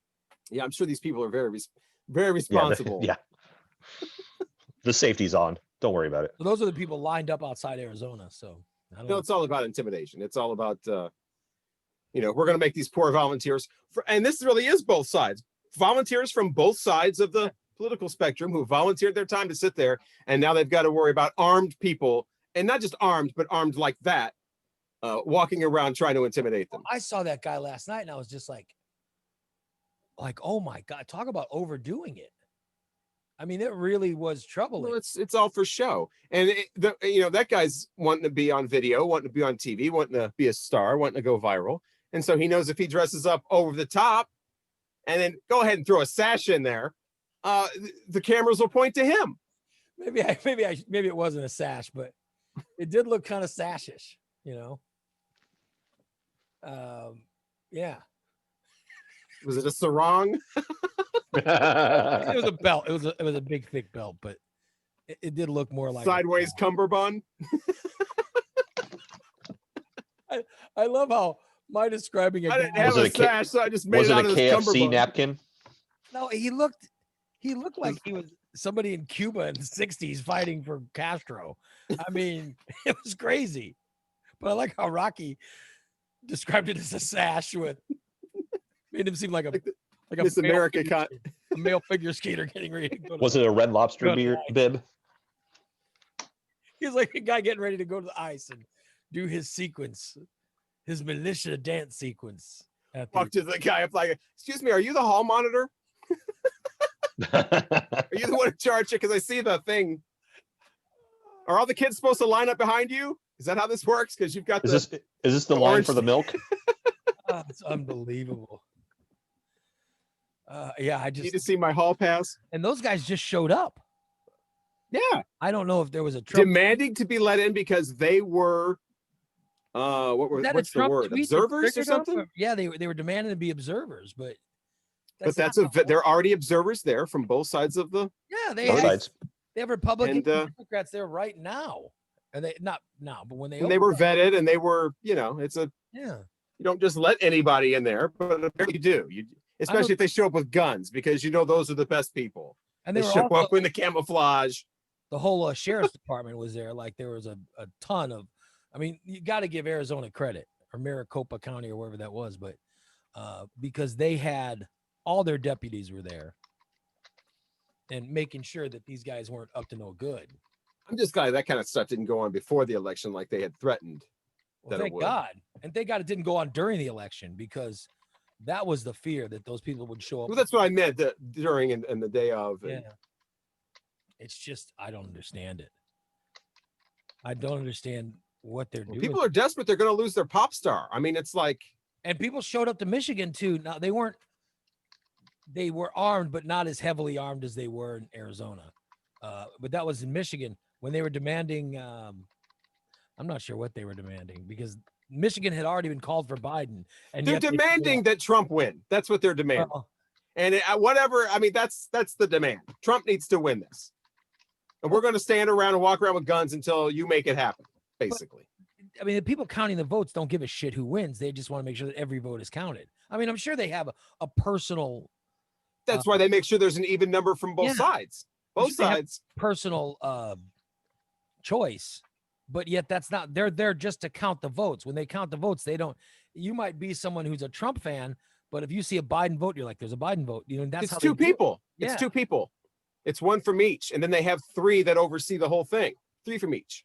So one from each side looks at each thing and then agrees on it and puts it in the, at least that's what the liberal media is saying. Well, I mean, but that's like, I could be a. This Biden. is a process that's gone on for decades at least without, I don't know how it was back in the fan, but 40s or whatever. I could look at a Trump vote and say, all right, that's a Trump vote. Yeah, I could do that. We all could. But there's always been, that's the way it's always been, because you would, back in normal times, you would always hear those stories and they would show ballots. Like this is one they disagreed on. Isn't this ridiculous? Remember 2000? Obviously for this candidate, In 2000, the guy with the giant magnifying glass. Right. The hanging chads. Yeah. The hanging chad, does that count? It's still hanging, and because it didn't push all the way through. The people that X'd inside the circle, but it's not quite inside the circle. It's just, but obviously they meant to vote for this person because the other person's like 6 lines down, but you can't count it because it's not inside the circle. I remember all that stuff, like you said, from 2000, from 90, from 92, I mean, whatever. Like Kathy is saying in the chat room, the people counting the votes definitely don't want to be shot by there's the fear, like I was saying. That's why they're there. It's all intimidation. They're going to show up to work this morning. And by the way, they're not even getting paid for it. They're volunteers. So they're going to show up to count the votes today. And they're going to go where there is literally a bunch of armed people who camped out there overnight. So God knows how pissed off they are. Well, that's the thing too, is that scary. They're there, but I mean, hopefully Arizona is smart enough to have police there overnight, and don't just abandon the place. Yeah, I think Maricopa County had the deputies and stuff. There was a ton of them there. They seem to have their. By the way, that's a place I'd like to live there, and the armed people would not be the reason, but I'm saying just overall, that's a place I would like to live. Is Arizona, and it did look, the weather looks really nice. Which is one of the reasons I would like to live there. As it's getting cold everywhere else, it's still nice and warm there. Yeah, but think about, That's August. Well, I don't mind that. I don't mind the heat. My wife does. So that'd be a problem. Because I don't plan on going anywhere without my wife. But I'm saying one of the places I'd like to live would be Arizona, Although I think I'm kind of stuck here. By the way, Rocky, any closer to finding a job? No, I really haven't done much this week, just because I've been concentrating on the election or whatever. I mean, I'm down to basically, like I said, I'm going to give it to this to kind of die over, and then I'm going to go into like the next mode where I just start sending off demos to whoever. My mode, I was going through the crazy mode last week of just applying for stuff like I had I'm like, there's no way I'm going to get this, but I want to apply for it just to see like how far I get. Well, I'm going to do the mass applying just to anything, Amazon driver, whatever. That's I think that's around Christmas. That's I'll do that before the holidays. If I don't find anything by then. And then I did get the messages, the people saying, Rocky's absolutely right. You're going to have to go back to radio, blah, blah, blah, blah. Yeah. I want to qualify that. I don't want to. I understand what you were saying. That's what I'm skilled at. I might not have a choice, but I just want to make it clear that I really don't want to. Oh, you've made that clear. But you're going to want to make some. I don't either. You want to make some money. That's money. Money. I hope I'm not going to have to, I hope I'm not going to have to choose. And then I got, no, you might end up at a radio station running the board for some show, and you can still do the morning show on here. Yeah, but there was you gotta have some money. Somebody that said I'm gonna go to like a light rock station. Yeah, there's no way. Listen, yes, there is. No, I'd drive Uber again or something before I'd go. You're not gonna drive Uber. I've driven Uber in the past. I would do it again before I'd go work at like before I'd go work at some stations. I will say this. If I could take this show to like a classic rock station, I would. Oh, well, you've said that. You sure? I'd do that in a heartbeat. You would do this show and just get paid for it. Absolutely. Me too. I would. In fact, I'd do it with you. I'd take you and Nick, and I'd have you guys hook up with me. Right here from home. Absolutely. Make that happen. And I'd do a classic rock, We'll just start getting paid. We're doing the same thing we're doing now. Where I play, we'll have to pay it. How many other people would like to be paid for doing something that they're doing right now or over the weekend or? I'm just saying that would be my choice. Yes, we got that. But you need some money. That's where it all comes. I don't have a desire to go back. Because it keeps like you do what I do, in your head, it just goes around and around and around, but it keeps coming back to the same thing. You're gonna need some money. Round and around, money. What about money? Yeah, but I could money. There's got to be something. It's got to be a station where you have to play round and round in money all day. Yeah, I mean, there's got to be something I can do. Isn't there anyone listening that you have a job at wherever it is you do that you think, I bet Ray could do this? I should put that on Facebook. Like, who has a job that they think there's something that I could do?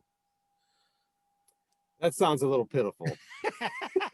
It sounds like something a teenager looking for their very first job and has no idea where they're going in life would do. Yeah, well, somebody would say like, "Yeah, here you go. I need someone to, By the way, chat room hasn't moved with suggestions. Yeah. Oh, here we go. You need a backer. But see, those people, I went. That was again. Let's see, when was my I need to get, because that was even on Facebook. Remember when I put out there who were some good radio agents? Yeah. Radio agents was phase 2 for me. Radio agents would do what Ray was talking about a few times, where it's like, here's who you need to be, here's where you need to go. I've got this opportunity for you. It's this. I got rid of and you need to move. That's the backer and the agent thing. You need to move. By the way, yeah. Brett's pointing out that I said I wouldn't take Nikki. No, I didn't say that. I just said she couldn't leave anyway. Yeah. No. Nobody's leaving. We're all doing exactly what we're doing right here and getting paid for it in this scenario. Of course, I would have them on. Please. And that's what I mean. This is the Illinois. This is it. I mean, all we need is somebody from like Chicagoland. And we've got it. You've got the Southern, you got the Central, you got the college town. We just need somebody. The scenario is to take this entire show and put this show on a station. That was what it was, which I know is not going to happen. But I mean, that would be the dream thing, right? You're just gonna have to start an OnlyFans. Yeah. Or listen, here's the biggest dream. And I think the yes, let's talk about our dreams. Just keep money in the background of your back of your money. Yeah, I mean, the biggest thing would be somehow to have a backer come and say, "Listen, we're going to be responsible for selling your show or whatever, and do with that. With that, I mean, that would be a big thing too. Is Well, that was the realization that I came to when I said that I'm going to have to get back into a radio station to do anything I want to do anyway. Because what I found out about myself was I need a manager, I need a program director, I need somebody to tell me be on stage at the Fox Theater at 7:30 and bring on whoever. I am not good at setting up deals myself, selling myself as an entertainer or whatever, radio announcer, whatever. I need somebody to put me in those positions, and then I can handle the content and how to dress and what to say and how to present myself and whatever, get the crowd going, whatever, or be on the air. But I just need somebody to put me in those positions. I am not the side hustle guy. I'm not the go to all these websites and have all these different things going on and make it $5 here and $20 here and whatever. I need somebody to tell me, I need to be managed, basically. I'm not my own manager. I think, and I've always said about radio station, I think a sales department is the single biggest, other than I think even more so than talent. I think you need a sales department in order to. Yeah, that's what I mean. I need somebody to sell me. I need somebody to promote me. I need somebody to, do that. And then I will go out and, I basically need what I had. So when I just do it somewhere else, and then do it somewhere that makes more sense with what I do on my own, and then try to combine all that. I talk about someone backing the show. That's what I'm talking about, is someone who basically takes the show and has a sales staff that could sell it. Which, by the way, just something I mentioned earlier, and I was thinking about this, and there's not a lot of money in it for us, but we were talking about it earlier, and the small businesses that are being affected because of COVID and the reality that there are things we're going to have to do to make COVID go away, or at least lessen it. And that is hurting some small businesses.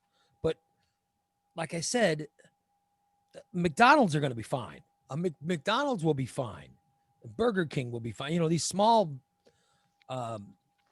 these major corporations that own fast food restaurants, they're not the ones we should be bailing out.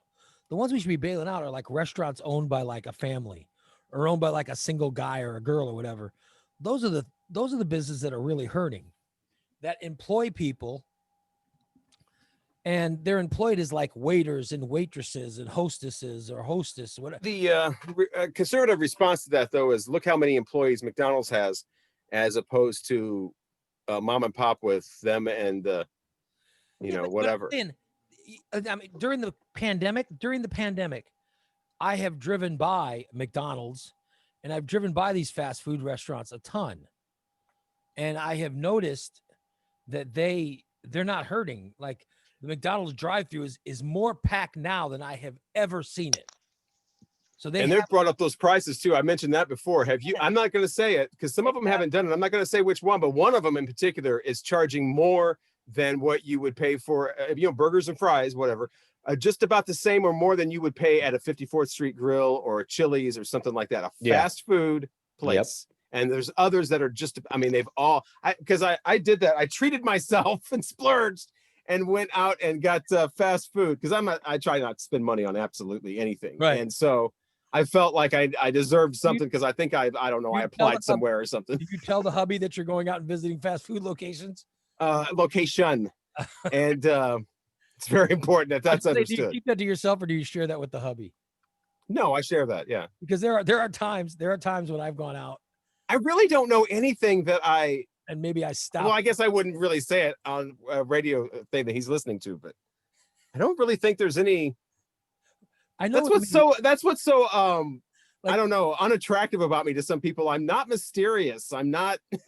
I don't have these. I'm just open. I'll go and work out, and I'll be coming home from workout, and I'll be like, let me stop at a Dairy Queen and get like a small cone.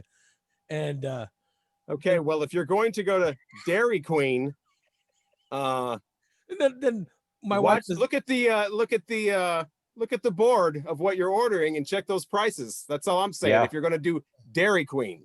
There's no such thing as a value menu anymore. Yeah, well, I because there's some places, I don't know, like there's some places that might be charging the same, but there are others. They jacked up the price. Way up. And the lines are amazing at these restaurants. So that's not the place I'm talking about. I'm talking about the small local bar and grill where you know it's owned by somebody who lives in town and is local, and they're decent enough people to where they have people that are working for them that they have been wanting to make sure that these people get paid.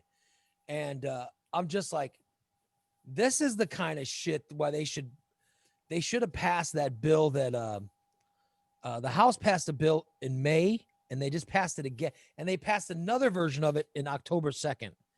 And neither one, the Senate didn't call either bill, but it calls for a stimulus.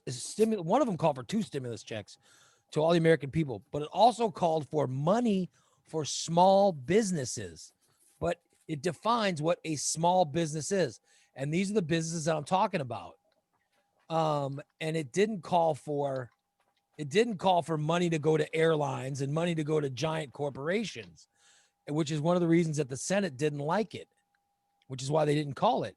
But it called for what they really need money for, which leads me to this, something that I want to develop for this show. I want to develop for small businesses, for you small businesses, I'm going to develop a way for us, especially if you're a restaurant. I want to develop a way that we'll do like, we'll name it something. And then every day on the show, we'll plug the restaurants of which you can become one of. So I'm going to stick that out there. And because with this, I see these regulations coming down of they're going to limit the people that can eat inside restaurants or whatever. So I think curbside pickup is going to become a thing again. And I want to make sure that we can help these small businesses that can't afford, you know, I'll create a next for nothing rate. So you're going to have to pay something, but it just won't be much. And every day when we announce our advertisers, you'll be one of the advertisers that are announced. And Nick, could we make like say we create this and there's 3 advertisers at a time, restaurants, local restaurants. Could you make one of those things that flash up? Yeah. Just give me like a day's. That would have like a day's advance. They would have like 3 businesses on it, you know? Yeah. Because I certainly don't want to hurt the businesses we have are fantastic. And I thank them every day. Like Head West. I love Head West. You know, I think it's fantastic what they do. I love all their locations. I'm going to use Head West whether there's a pandemic or not. But I have to admit, I've been eating a lot more of it since March. You know, it's not, for me, it's not just once a week anymore. It's been at least, it's been at least a couple times, 3 times a week for Head West. And I just think there are businesses like that are, you know, that have like dinner. My wife and I for dinner, she says, we're going to have dinner tonight. And I said, well, if we eat as soon as you get home from work, fine. And she's like, well, I can make this and this and that. I said, you know what? No, let's find a local business with curbside and go by and get dinner from one of those places. And that's what I'm talking about. Places like that, people that are afraid that closing things down are going to hurt them. I want to make sure that we are giving them the publicity. So that's what I'm talking. I want to create that and give them a chance. And at least we can do our small amount of just putting their name out there and letting people know to go by and get dinner from them, maybe once or twice a week, and help these businesses out. So I'm going to put that out there. And please, if you have one of those small businesses, let me know so I can help get the word out that this is a place that you should be going. So I'd like to do that. But I do want to plug our listeners now. Head West is the first one. Let me plug them. They have locations all over town. They've got the original one on West Jefferson. They've got the west side one over there on Robbins Road. You've got the northeast side on Denver Drive. You've got the Southern View location, which is right down the street from the Curve Inn, which is also another place that people should help out. And then they have Decatur, Jacksonville. It's Head West, fantastic sandwiches. Head West, when you want a great sub, you know you've got to head west. I want to talk about DTE Technologies. Rob Thomas is one of my very good friends. He's one of our bigger listeners on the show. He's probably my favorite caller that calls into the show and just bullshits with us from time to time. He's got a business where he can become your business's IT person. It is amazing. DTE Technologies is 408-0001. Have Rob come do an audit of your business and find ways that he can save you money. And everybody can use that. Core Installation. Corey is one of my favorite people. And what she's doing is really important right now, which is not only does she have office furniture that she sells, but she is selling sanitizer. She's selling mask. She's selling disinfectant wipes. So much of it. And the prices are amazing. She's got this big bucket of wipes. We have the big bucket. It is super cheap, and I highly recommend it. Go to coreinstallation.com. Right at the very top, it says buy the PPE. Click that, and you'll go to a sales page that has all the items that she's selling, and they're really cheap. You can get like 50 masks for like $9. You know what I mean? It's really cheap stuff like that. So check it out and purchase it from her. And I'll give you the rest of them right now. We'll be right back in just a second. You're listening to Ray Lytle's Morning Disaster. Make sure you check out the Morning Disaster app on iPhone and Android. You'll find the app in Google Play and the iPhone App Store. The app is brought to you by Recontex. It's time for you to get detail-oriented. They can clean your car inside and out, and consider this a tsunami warning. If you don't get a fresh coat of Tsunami from Recontex, your car is going to look old and tired. Call 670-1132, 670-1132, and schedule your detail today. Recontex, 820 East Black Avenue, Springfield. If you use business tech, chances are you have business tech questions. It's after hours and my business network is down. Call Rob. Can cameras help me at work, and who can put them in? Call Rob. How much backup do I need for my business data? Call Rob. Help, I'm stranded on a desert island. Okay, you need to call the Coast Guard. But for all of your business tech questions, call Rob. Rob Thomas at DTE Technologies. The audit is free and he will save you time and money. Call Rob at 408-0001. When it comes to furniture, bedding, and flooring, if you turn to someone you don't know and trust, you could have a disaster on your hands. There's one place to go: Hendricks Home Furnishings. It's a short drive from Springfield, and they'll deliver to you. Either way, you'll find a kind of great service they provided since 1949. And you'll find top names like Lazy Boy, Sealy, Stearns & Foster, Congolium, Mohawk, and more. So come to Hendricks Home Furnishings, 217 North Springfield in Verdon. I also want to thank 2 Men in a Truck. My brother Goose he and his wife bought a house, and they're getting ready to move soon, and they're using 2 Men in a Truck to move everything on, I think it's November. I can't remember. I think is it today? No, tomorrow. Tomorrow's the 6th. So yeah, I think he's moving tomorrow. So 2 Men in a Truck. You guys can use them too if you're moving. 866-0864. 2 Men in a Truck. And also Simply CBD. You guys know Simply CBD. If you have chronic pain and you need to help lessen it, try CBD oil. It can change your life. Simply CBD has 2 locations in Springfield. They're right there south of Wabash on the Wabash-MacArthur curve in Junction Circle, and they're up on Sangamon in the Sangamon Center North. Go check out that location as well. All right, we are back. It is Ray Lytle's Morning Disaster. It's 10 o'clock. But also brought to you by the Andy Sedaris collection, which of course includes Malibu Express. Yes. You found the movie. Were people giving you suggestions of what to look for? Because throughout the show, you've been getting up and looking in your. No, just the Ozark Mountain Daredevils and John Prine. How many? I was getting up to put them back. How many Ozark Mountain Daredevils did you have? Like 6, maybe. Will you listen to all 6 of those, or do you just own them? I figured it out yesterday. I would take, I think 35 years nonstop to hear all of these. Yeah. Sounds like So yeah, probably I not. used to own comic books. I really started thinking too, downsizing some of it or whatever, but I'll do that when I get desperate enough, I guess. When I used to own comic books, I eventually sold them all.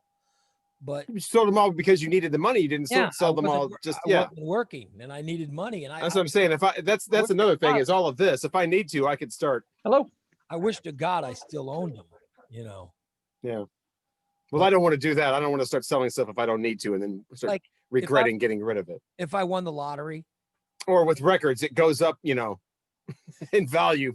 If I won, twice. if I won the lottery, my wife and I were talking. She goes, "If you won the lottery, you would," she goes, "you would spend money on." She goes, "You would get a new house," and I was like, "It just wouldn't be my first thing," and she goes, "You get a new car," and I said, "No, I like my car. I probably wouldn't," and I said, "There's one thing that I would buy if I won the lottery. There is one thing that I would buy that I probably shouldn't."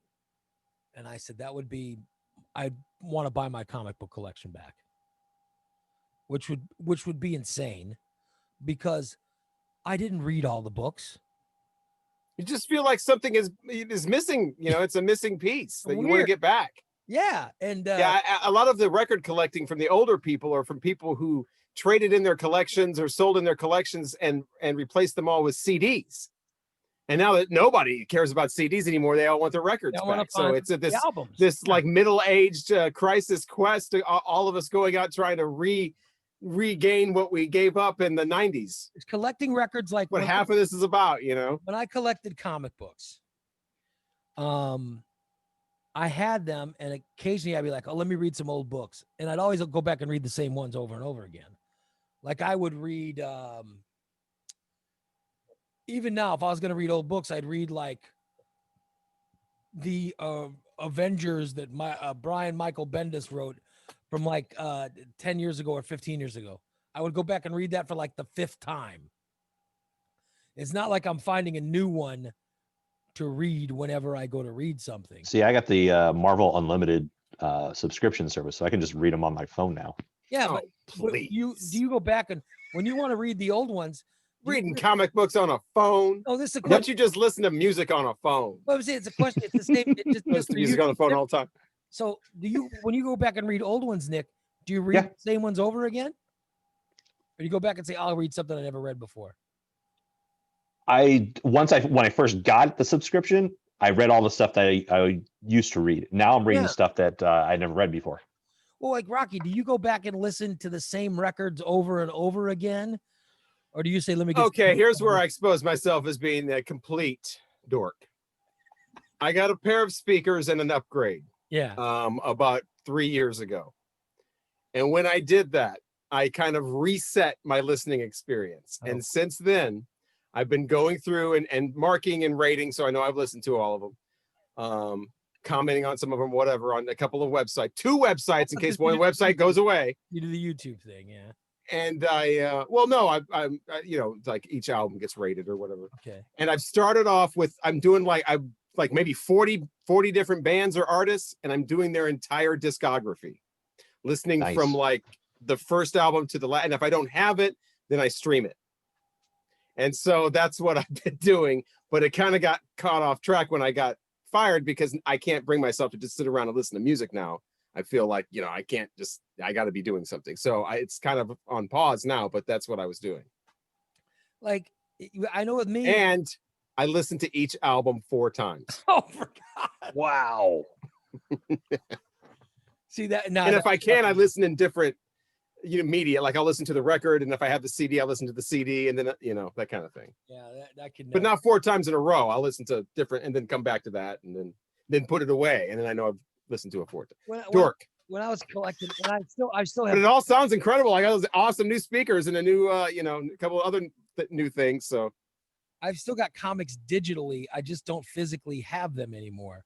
But even when I went through my collection, I would end up reading the same things over and over again. And now my local library has their own app where I could read digital comics on there too for free. Yeah. Oh, All wow. the DC stuff if I wanted to. Yeah. Like I can't tell you how many times I've read the Batman. Because that's the same. I know that's not really the same kind of considered the same with the music, where if you're streaming it, it's not the same as holding it in your hand and having it and it's yours. Yeah, and that's the difference. It doesn't bother me. It's the difference between digital comic books and when I had my. It's the difference between 90s people and old folk. Well, one of my only friends is DC, who's I don't know if he's in now, but he's always in the chat room, and I will call DC because DC has a great comic book collection still, and I will call him sometimes and say, hey, can I borrow blah blah blah to read, and it's always the same stuff. Like I'll just go back and read it, even if I'm borrowing it from someone else. So yeah, I don't.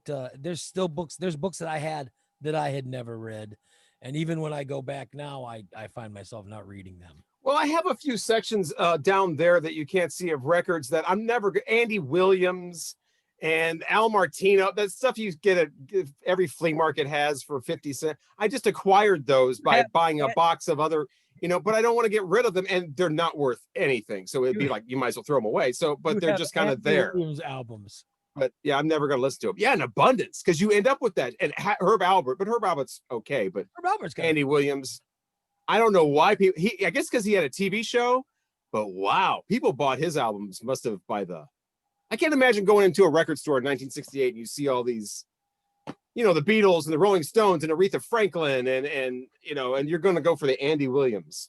That's the whole thing. The whole thing with comics is there are books that I bought when I had a subscription and I was buying new books in the 90s or whatever, and I got hold of it. I read it once and it just literally sat in the collection. That's just, I wouldn't go back and reread that. But it's yours. Yeah, but you're not necessarily. I mean, people collect all kinds of things. They're not actually going to practically use. At least a record or a comic you can actually use. You can read the comic. You can listen to the record. There's all kinds of people that collect figurines or whatever, postage stamps that you really don't do anything with except look at. So like some of the stuff that got me the biggest money when I was selling it was the silver aged Marvel stuff. This is before the movies, because I sold this stuff all before the movies, but that's the stuff that got me the most amount of money. And it was that was the stuff that there was things that I didn't read that I was like, oh shit, I wish I'd have read that, because now I'm selling it. And I never did read that. So yeah, and that's the thing I didn't care about was the collectability of it. I just wanted the story. Yeah, I loved. When did you start collecting comic books? Well, I actually started when I was a very little kid. I told you this. Yeah, me too. I was like 11, 12 years old. No, I was younger than that. I was like 6. Yeah, I was like 3 when I started with the record. So a lot of these are just sentimental. They're not necessarily worth very much, but I would never get rid of them because they're records I when I was a kid. We had a fire when I was in 6th grade. And that fire destroyed my entire comic collection, which was filled with a bunch of silver aged, Marvel. Yeah, that would be devastating. Yeah, mine was a flood. And we had a fire. Oh, wow. Killed all those books for me. So when I was working full-time radio in Corpus Christi and I started making a little bit of money, I stumbled into a comic book store in Corpus Christi, and I just started buying up older comics that I had that to replace the comics that I had lost from when I was, 12 years old or whatever in our fire. So I started replacing those. So that's when I started, and I collected that all through my 20s and 30s, and back in my 30s when I was making a ton of money. That's when I had money to say, oh, screw it, let's buy some big money stuff. That's the stuff I sold when I ran out of money completely in when the markets fell in 2008. I lost everything. And then I lost my job in 2009. And that's when I ended up. And eventually, so Yeah, when it rains, it pours. It's a snowball. Yeah. I went on unemployment and all that stuff, but eventually that ran out, and I didn't have a job. And that's when I said, well, if I sold these comics, it would make up for the paycheck for a couple weeks. And then I went back to having a job I went back to work in 2011. So I sold the comics to get through, the 2010. And then my wife said, you have to sell some more because you're not making enough just starting in talk radio. So I was selling comics then as well as working in talk radio because I think Terry knows better than that. Well, I didn't come in here and tell me I'm gonna have to start selling records. Well, the most money I ever made was during the Morning Disaster. And then when I went to talk radio, even though, by the way, talk radio was just me, but they didn't want to pay me anywhere near what I used to make the Disaster. Like I would bring in six figures between the Disaster and the band and all the other shit. Yeah, that's when you were voting Republican. You were talking about that. I did vote. I voted for Bush when I was making, but that was because I like Bush, and I told you why. It was because of, but I'm as liberal now as I was then. I just voted differently, and but I sold the comics to where I would, I could live. But I got to be honest, if I won the lottery, I would buy some comics. I think we all would, right? Am I crazy? If you won the lottery, you would buy. No, I would not buy some comics. You would buy some records. You'd buy some records, all right? I would buy some that were that you more always expensive. wanted. Yeah, that always wanted type thing. Yeah. It would be completely irresponsible to buy if you were, living a normal life. I mean, winning the lottery. We're never going to win the lottery, but it's nice. Yeah, so you're at that stage now. We're gonna sit around and dream about what we do if we won the lottery. No, and I've talked about it before. If I win the lottery, the first thing my wife's always like, "You get a new house, right?" And I'm like, "Yeah, I guess I would, but I wouldn't buy a big house. But I'd buy a house that would have a studio in it."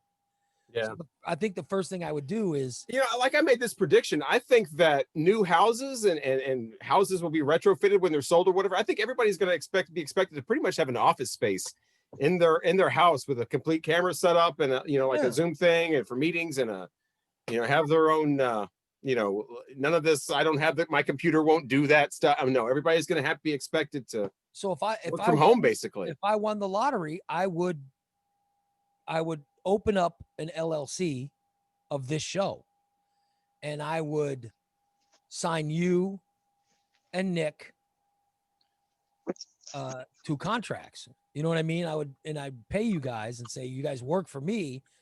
And then I would get, I would hire a whole different show then. No more making fun of Ray. Now he's the boss. I would hire a few more people. And anything I had to say, I'd have to call in as Charles Bentley. And by the way, I would hire a couple salespeople, or I'd hire people. You'd hire some salespeople just so you could fire them. Yeah, well, no, I would. Not good enough. You're fired. No matter how I've always hired some salespeople so you can start commercials about how you need to hire salespeople. And I told you before, I'd hire an engineer, and I'd say, "Hey, create me a studio." You don't really need it. Or maybe to do that, but yeah, to run a daily show, you don't need to hire to get me every piece of good equipment that I need to put this show. I think I have pretty good stuff now, but I'm saying I'd want even better stuff. Yeah, the basic Zoom client. Yeah, that's pretty good. I would want to. I think technology has caught up with radio shows and whatever. And if you just use the basic thing, I mean, you don't need a big. So I would do that, which it would cost me money, and some people say it'd maybe like wasting the money, but like I said, I'd set up an LLC so I could save money. Taking lottery winnings and doing what makes you feel good with them, that's not wasting money. And I'd be able to count it as losses or whatever. Is that Jason who's logged on with us? Yeah, I'm here. Hey, what's for up? a short while. What are you up to? Working. He's still. You haven't checked in with him. Hiding ballots.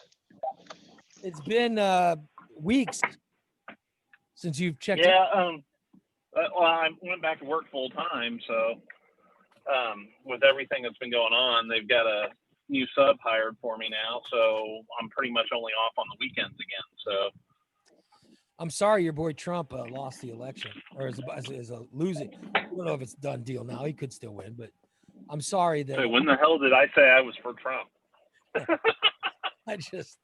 I like doing that to Nikki earlier, and I enjoy doing it to you now. I don't know why, but I did see that. I noticed you didn't do it to Doran.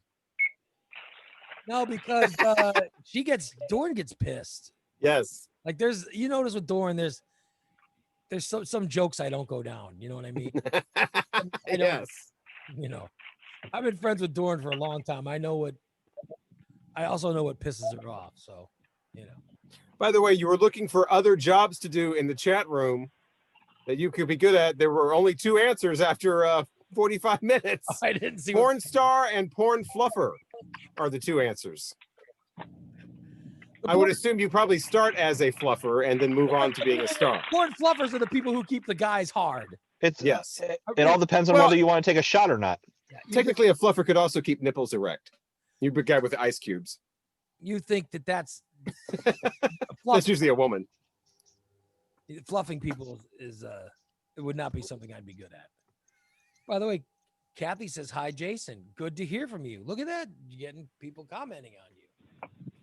Well, it's good to be back, even though for a short time. I want to know what kind of sicko would be somehow fluffed by me. I mean, what is wrong with somebody? I do want to set up an OnlyFans account, though.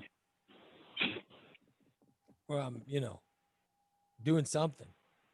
Hey, do you think I get more TikTok hits, Nick, if I showed my moobs? Sure, or you may be banned for community guidelines.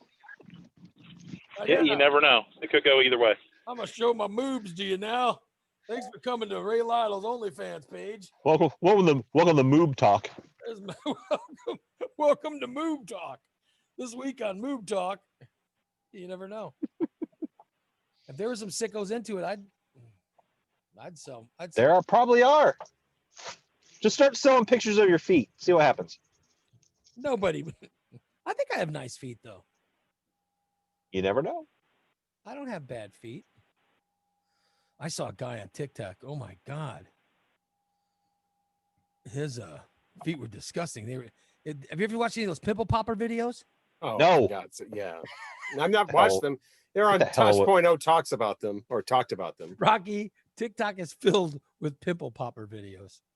That's supposed to be visually satisfying. Really? Yeah. That's why that's so popular. I'd rather watch the colored sand be scooped. Yeah, exactly. Cut. I don't. Maybe there's something wrong with me. I just get no pleasure from that. I think if you maybe had really bad acne, you can remove the word maybe. You. I don't know. Maybe remove the word maybe. I said maybe there's something wrong with me. Yeah, just remove the word maybe. Yeah, I think. TikTok is filled with a lot. Like TikTok has a lot of people dancing. You want to know? Isn't that what it started? It started as a dance-off thing, didn't it? I said this yesterday. You want to know what drives me nuts about TikTok are the misspellings. Oh my God. I saw a guy that misspelled the word sugar. Rocky, I'm not chitting you. And it wasn't like a typo where it's a letter near, it's an actual like SCH. He wrote it UGGER or something like that. He wrote SUGER. That's how he spelled sugar. And I'm like, what the fuck? How do you not know how to spell sugar? For God's sakes. And the misspellings drive me crazy. There's like a lot of people who will. Well, if that drives you crazy, you should get on Facebook. Oh, Facebook is a bunch of idiots. But I'm saying the TikTok, like you'll have some people, they'll be talking in their videos and they seem somewhat intelligent, but then you'll see them make a statement and it'll have something that is so glaringly misspelled. It just I'm serious. I want to start sharing them with people. I don't think TikTok likes you making fun of other TikTokers, but I'm offended by it. I don't know how it would be if I had a Pete says misspellings in videos. No, what it is people, they make a video and then they spell stuff over it. Yeah, you can put captions on there.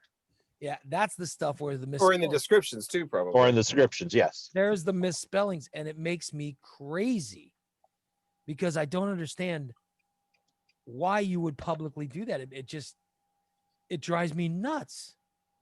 But TikTok would somehow get mad at me if I start taking other videos and pointing out the misspellings, right? No, they wouldn't get mad at you. I've seen worse. Well, maybe I should then. You would just get blocked by that person that you did that video to. That's basically it. I've never blocked. Or blocked. Say you could name the video Ray Lytle spelling disaster. It just drives me crazy. It drives me nuts. Like, Nick, you've never had any misspellings, but good Lord, but the guy misspelled sugar. I was like, what the fuck? How do you? Oh, I've had plenty of misspellings after the fact, but then I private those videos and redo it. Yeah, I don't get it. By the way, Kathy says that she binge watched the Queen's Gambit and loved it. Queen's Gambit's great. I was started watching it and fell asleep. No, you fell asleep in what, the Yes. first one? And I think it was middle of the second episode. Come on, you where like it gets really boring. I think you like it just because the drug use, and I mean the girl's life is. I don't like drug use. What are you talking about? I don't know. I'm just saying. It's just pills. No, it's a fascinating story of this flawed character. I thought the Queen's Gambit was fantastic. I have to keep watching it. Kathy, I'm honored. I think Terry liked it. Yeah, Terry. God bless. Terry's smart. I could see Terry liking it. It's a very good show. Have you watched it yet, Nick? No, I have not. You and your wife got to watch the Queen's Gambit. And by the way, your wife yesterday put on the coolest song. Rocky, see if you know this song. Your wife on TikTok yesterday. Yeah. She put the Men at Work song, "It's a Mistake." I love that song. That song's one of the greatest songs ever. And she just, by the way, there was no funny video or anything. It was just, she said, "This is a great song." And she put a picture up of a album on Microphone. Yeah, whatever it was. And it was "It's a Mistake" by Men at Work. And I thought, oh my God, what a great song. Like sometimes you hear a song, like that you would not hear it for any other reason. Like nobody else was playing that yesterday. Oh yeah, that's in my rotation of songs. Rocky just pulled out the Men at Work album. Yeah, I think that some of the Men at Work stuff is fantastic. Yeah, that's the song about World War nuclear war or something, right? Yeah. That's what Colin Hay, who is Colin Hay. Yep. Yeah. Oh, he's great. Singer. This is the album with Overkill on it too. I love, by the way, Overkill, one of my favorite all-time songs. I love that song. It is not the album with Who Can It Be Now or Down Under. It was the next one, right? Or a couple later. It's the next. They really just had the two big ones. The other guy just died from The Outfield. I loved The Outfield. Yep. And not just. I guess you were a big fan of the Hooters too. I like the Hooters, yeah. I like that, but you know what? A lot of that has to do with that was really 80 bands that recorded for Columbia Records. Well, I was I was writing high school and stuff when that stuff was coming out too, so I have good memories of it. Like sometimes you're hearing a song when you're getting laid and it just sits in your mind. You want to know who else I liked was like White Were you getting laid to "It's a Mistake"? No, but you know what? I was getting laid to Overkill. I'll give you one. I don't even know the name of the band, but I bet Rocky does. Kyrie eleison down the road that Oh yeah, that's another one. Mr. Yeah. Kyrie eleison. Getting laid to a prayer. That's wonderful. Yeah. So, yep. I have good memories of that song. It's a good Catholic song. Was it the fade out or the cold ending version? I don't remember. But it was another one that that was another one that I remembered. For And I also Columbia remember Records song, Catholic songs to get laid there was to. an REO song that I also remember. Can't Can't fight this can't feeling. fight this feeling any longer. I knew of all your ones you'd pick that one. That was too easy. Let's see what's the most pussy band pussy song this rock band does. There was some. That's my favorite. That one, the pussy one. There was some Night Ranger stuff. It was pretty Sister good. Christian, right? That's your favorite? Sister Christian, Sentimental Street. When you close your eyes? Yeah, when you close your eyes. Yeah. Yeah. And you can still rock in America was okay too, but I was thinking, don't tell me you love me. Don't tell me you love me. Don't tell me you love me. Yeah. Yeah, those are great songs. That was a great time. So I have good memories of that. I don't know what the hell happened to those guys. They played the Pontoon Beach Party like 4 years ago. They're still around. Yeah, I couldn't believe that. I got on the radio and say Night Ranger was playing Pontoon Beach. Wow. I'll be damned. Don't bring a blanket and a suntan. It's not that kind of beach. So the people are saying that Ray likes, wuss music. No, it's just, I wasn't, maybe Rocky said it, but somebody, or Nick said, somebody said it a while ago, but the music you remember most is the music. Your favorite music is the music that you listened to when you were 16, 17, regardless if it was the current music of the time, it's that music. And you said the Hooters, and the first thing I thought of when you said the Hooters was, and we danced, a romance, and I start thinking of the sex I was having and I remembered that song. So it has something to do with sex. It's got to be. That's what your record. The song "And We Danced." I thought it was about but I think dancing. I think the memory of what makes it a positive memory is you're thinking of what's going on in your life at the time. And at that time, my life was going to a lot of parties and having a lot of sex and having good times and not being awesome and not being in pain. You know what I mean? So it's right. Memory. So I probably think a lot. Well, you got your whole life ahead of you. Everything, and it's music that's promoted for you. That music's made for you. You listen to something new now. It's probably you're an old man trying to. I make those watch the record videos on YouTube or whatever. There's a lot of people my age or older that make them too. And some of them are whipping out the Britney Spears records. I guess Britney Spears is older, but Ariana Grande and all these new. Oh my God, I got my pink vinyl Ariana Grande. I'm like, dude, that's creepy. But I'll tell you, I did listen to. I told you, I think I talked about this before.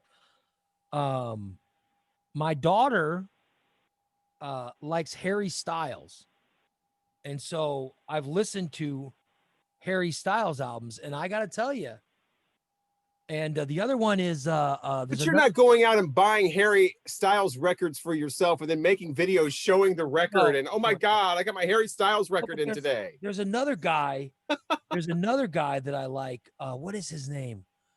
I bet you'd know his name. I don't really know a lot of the current. He's a current kids. guy. His name is I think parents would know more of those people than I would, just because your kids listen to it. His name is God, it's one name. Hosier or Hosier? Hosier, yes. Oh, Ray, come on. No, but I think that guy's good. There's a guy named Hosier who's got a couple songs that are good. He just got one. There's a couple. He's notorious for being a one-hit wonder, and then he just stopped. He's like, I don't want to do this anymore. Oh, you guys stopped? Really? Yeah. Yeah, I thought his stuff was really good. So. Or no, wait, I'm thinking of Gautier. That's who I was thinking of. No, Hosier is that awful fucking "Take Me to Church" song. Yeah, that's one of them. Oh, hey man, but he's got another. There's another song that he does. There's another song that I think it is such a good song. And I got my Hosier confused with Gautier. My daughter played it for me, and I thought, oh my God, what a song. I can't remember the name of it, but it is such a You should return the favor and play your daughter some Night Ranger. No, my daughter would hate Night Ranger. Yes, she would. But my daughter loves, I've got my daughter. There's some music she listens to. I know what she listens to. We talked about this before. What do you know? But there's stuff that she got into because of me, Oh. Well, usually the vinyl, the younger people, if you listen to older music, it's the same older. It's David Bowie. It's like you said, Billy Joel, 70s. It's you know, Queen, the Beatles, Pink Floyd, the Beatles, but not Night Ranger, not Foreigner, not Boston, not AC/DC, not I've never played Night Ranger for my daughter. But I think, you know what? I got to be honest. This is going to sound weird, but I think it might be because of there's music that I just think is fabulous. You know, I think the Beatles are amazing. You know, there's stuff like that I have shared with my daughter. But then there's stuff that I immediately think of partying and sex and all that stuff. I haven't shared any of that with my daughter. Well, and then there's music that you can share with somebody because you think it's a great song or whatever. And then there's music that you just like because you heard it, or at least for me, I just like because I heard it as a kid or whatever. That's what it's going to bring back. It's a great song to me because it brings back memories. But anybody else gonna listen to that and be like, that song's awful. Yeah, that's like Gallery, nice to be with you.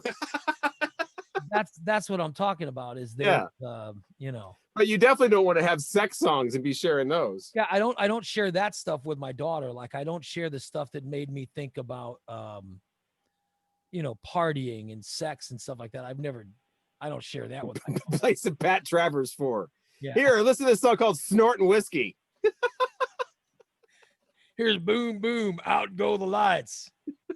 I'm not gonna share that one with my kid, you know. So I just so I take it Bump and Grind's not on that list too. No. Right. So I wish I could remember the Hoziers.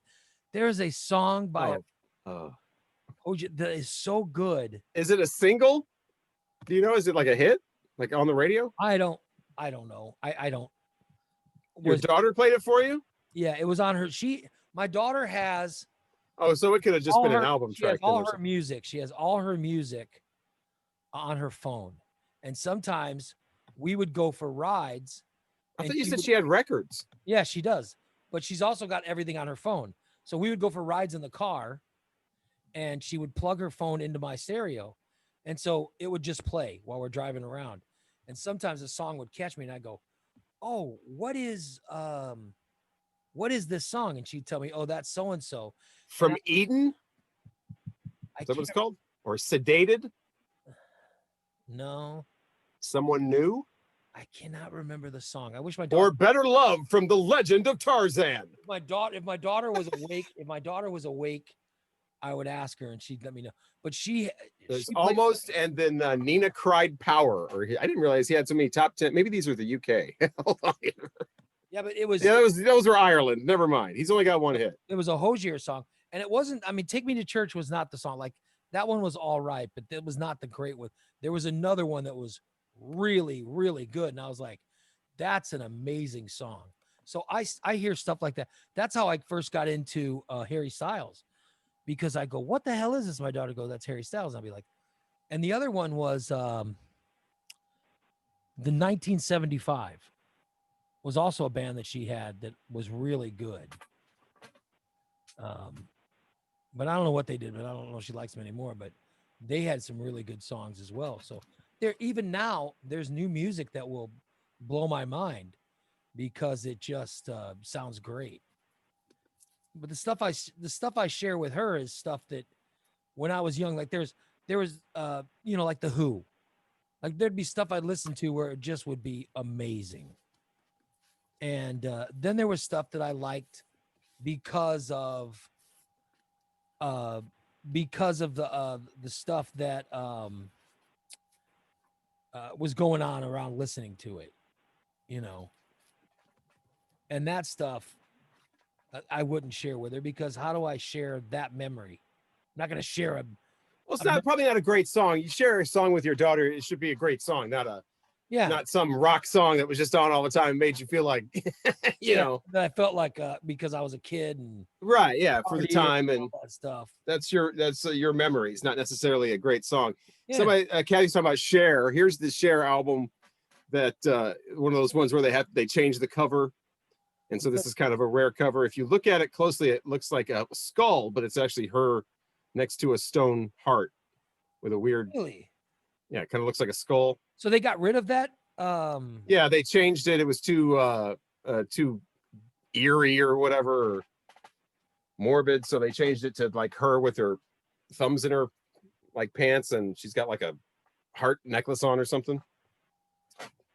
Yeah, but Cher, I mean, most people like Cher. I don't know anybody that hates Cher, right?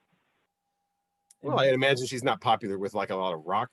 But you don't hate her. You just go, well, it's not my cup of tea, but I don't hate her. The general manager of the place I worked at hated her. Really? That was his thing. He hated Cher. Yeah. See, I would think you'd need a lot to hate her.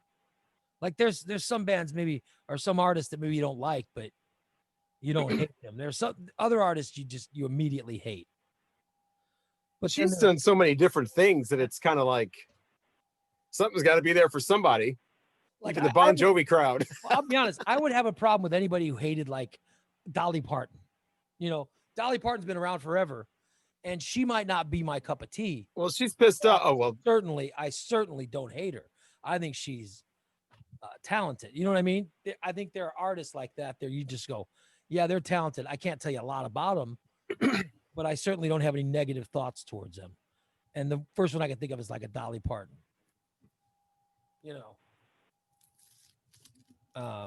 And Cher would be. Yeah, there's Dolly's first album. Yeah. Wow. Yeah. Yes, I have Dolly Parton. I have quite a bit. How many Dolly Parton albums do you have?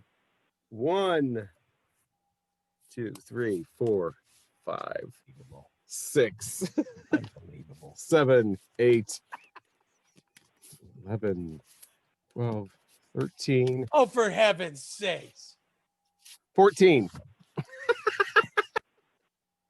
Unbelievable. If anybody wants a Dolly Parton song, I'll probably have it. I see Terry's in the chat room. Congratulations, Terry. You have someone in your house that has 15 Dolly Parton albums. Congratulations. You should see the Willies. It's unbelievable. Have you listened to all 15 of those Dolly Parton albums? I did. You have heard them. Oh, yeah. Some of her early ones have some really tawdry songs about like incest and oh my God, really? People breaking out of insane asylums, and yeah. The other one is Terry says no working 9 to 5 though. Get a job. I like Rocky's job being right here with me in the morning. It's a fine job. I'll tell you another one's Willie Nelson. Nobody really hates Willie Nelson. By the Some way, of the right-wing people do, because he's the country guy that's known for being the liberal. And I have 2 9 to 5s. Yeah, I say those of you listening, if you're just listening only, Rocky is showing his 9 to 5 album. Let's see, where does Willie is there's some young Willie. I'll be damned. Boy, he looks really young there. Yeah, he starts here and goes all the way to here. I'll be damned. So yeah. What? I mean, how many? Good Lord. Good Lord.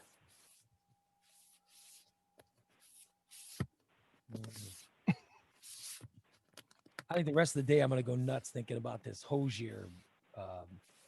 Well, thankfully he doesn't have that many songs to listen to find out what song you're talking about. There's the best one, the Redheaded Stranger. It was something on my daughter's playlist in her phone, but it was a really, really good song. So I'd like to recommend it, but I can't, Yeah, I wish we could all play that and then we all make fun of it tomorrow. By the way, I mean, I don't get Facebook's video feed, but it's not like I could play a little bit from a bunch of Hozier songs and say, oh, that's it. But we can't do that because, Oh. No. We don't get to hear a bunch of Hozier song bites. Besides that, it's like, it's 20 till 11. Yeah, we should probably wrap it up. We will wrap it up. By the way, I had the sniffles earlier. I don't know what that was, but I kept sneezing and blowing my nose. So I just laid this tissue on this table. And the only thing on this table is this tissue and this Andy Sedaris movie. Good night, everybody. You guys have a wonderful, wonderful rest of your. What's today? Thursday. So we're back tomorrow with a subscriber show. We got a subscriber show tomorrow, everybody. So definitely tune back in with us tomorrow morning, and I promise we'll have fun. By the way, I want to play this song to end it today because I found it. It was one of those, we had a bunch of theme songs tuned in. We had one that was turned in for the mobile unit, and we lost it. But I found it this morning by mistake, and I think it's got one of the funniest lines about Mikey. And I was just thinking about Mikey because I saw, he put some on Facebook, and but I was thinking about Mikey and this song because it's got one of the funniest lines about. If you're listening to it, there's a line about Mikey that is so funny in the song. But this is the mobile unit song that was around 90, maybe 90, 98, 90, whatever when we got it. But it's Kevin Wasmer. That's the song we'll end with today. Hold on, that's not it. We want this one. Damn it. I can't play it. I'm sorry, buddy. I can't play it because I changed the name of it, the file name. I changed the file name, so that means I played it earlier, and then I changed the file name, so now it won't replay again. Which that's what I want to leave you with, but I can't play. I'm so sorry. And I was talking it up so well, and now, of course, I can't play it. I apologize. That was a song I was going to do, and now I can't, so forgive me. That's what we were going to end on today. So, damn it. Crap. I apologize for that. So we will end with, I want to find a song to end with. Crap. I'm so sorry. I was, I'll save Brent the trouble of calling in. It's Ray Lytle's technical difficulties. Thank you, Jason. I appreciate it. All right, so let me leave you with, I'll try to find another song. I'll leave you with, let's leave you today with Jim likes Asian men. And that's how we'll wrap up today. Thank you so much for listening. Back tomorrow, 8 o'clock, subscriber show anyway. Free listeners, I'll talk to you guys on Monday. Subscribers, tomorrow morning at 8 o'clock, we will be back on.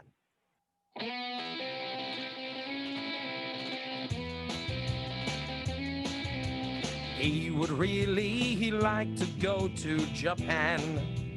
He'd like to get in the pants of Jackie Chan. He'd give him a karate chop that would make his pants drop. He'd lay him down and treat him just like sushi. Jim likes Asian men. Jim likes Asian men. They're easy for him to do, 'cause they're short just like him.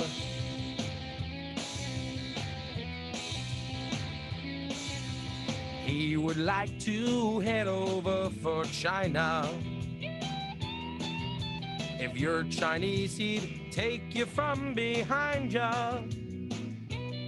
He'd get a hold of their chopsticks and teach them lots of tricks. He would blow down that big Great Wall. Jim likes Asian men.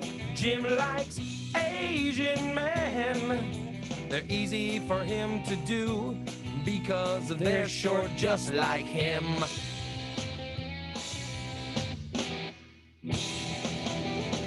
So long, everybody.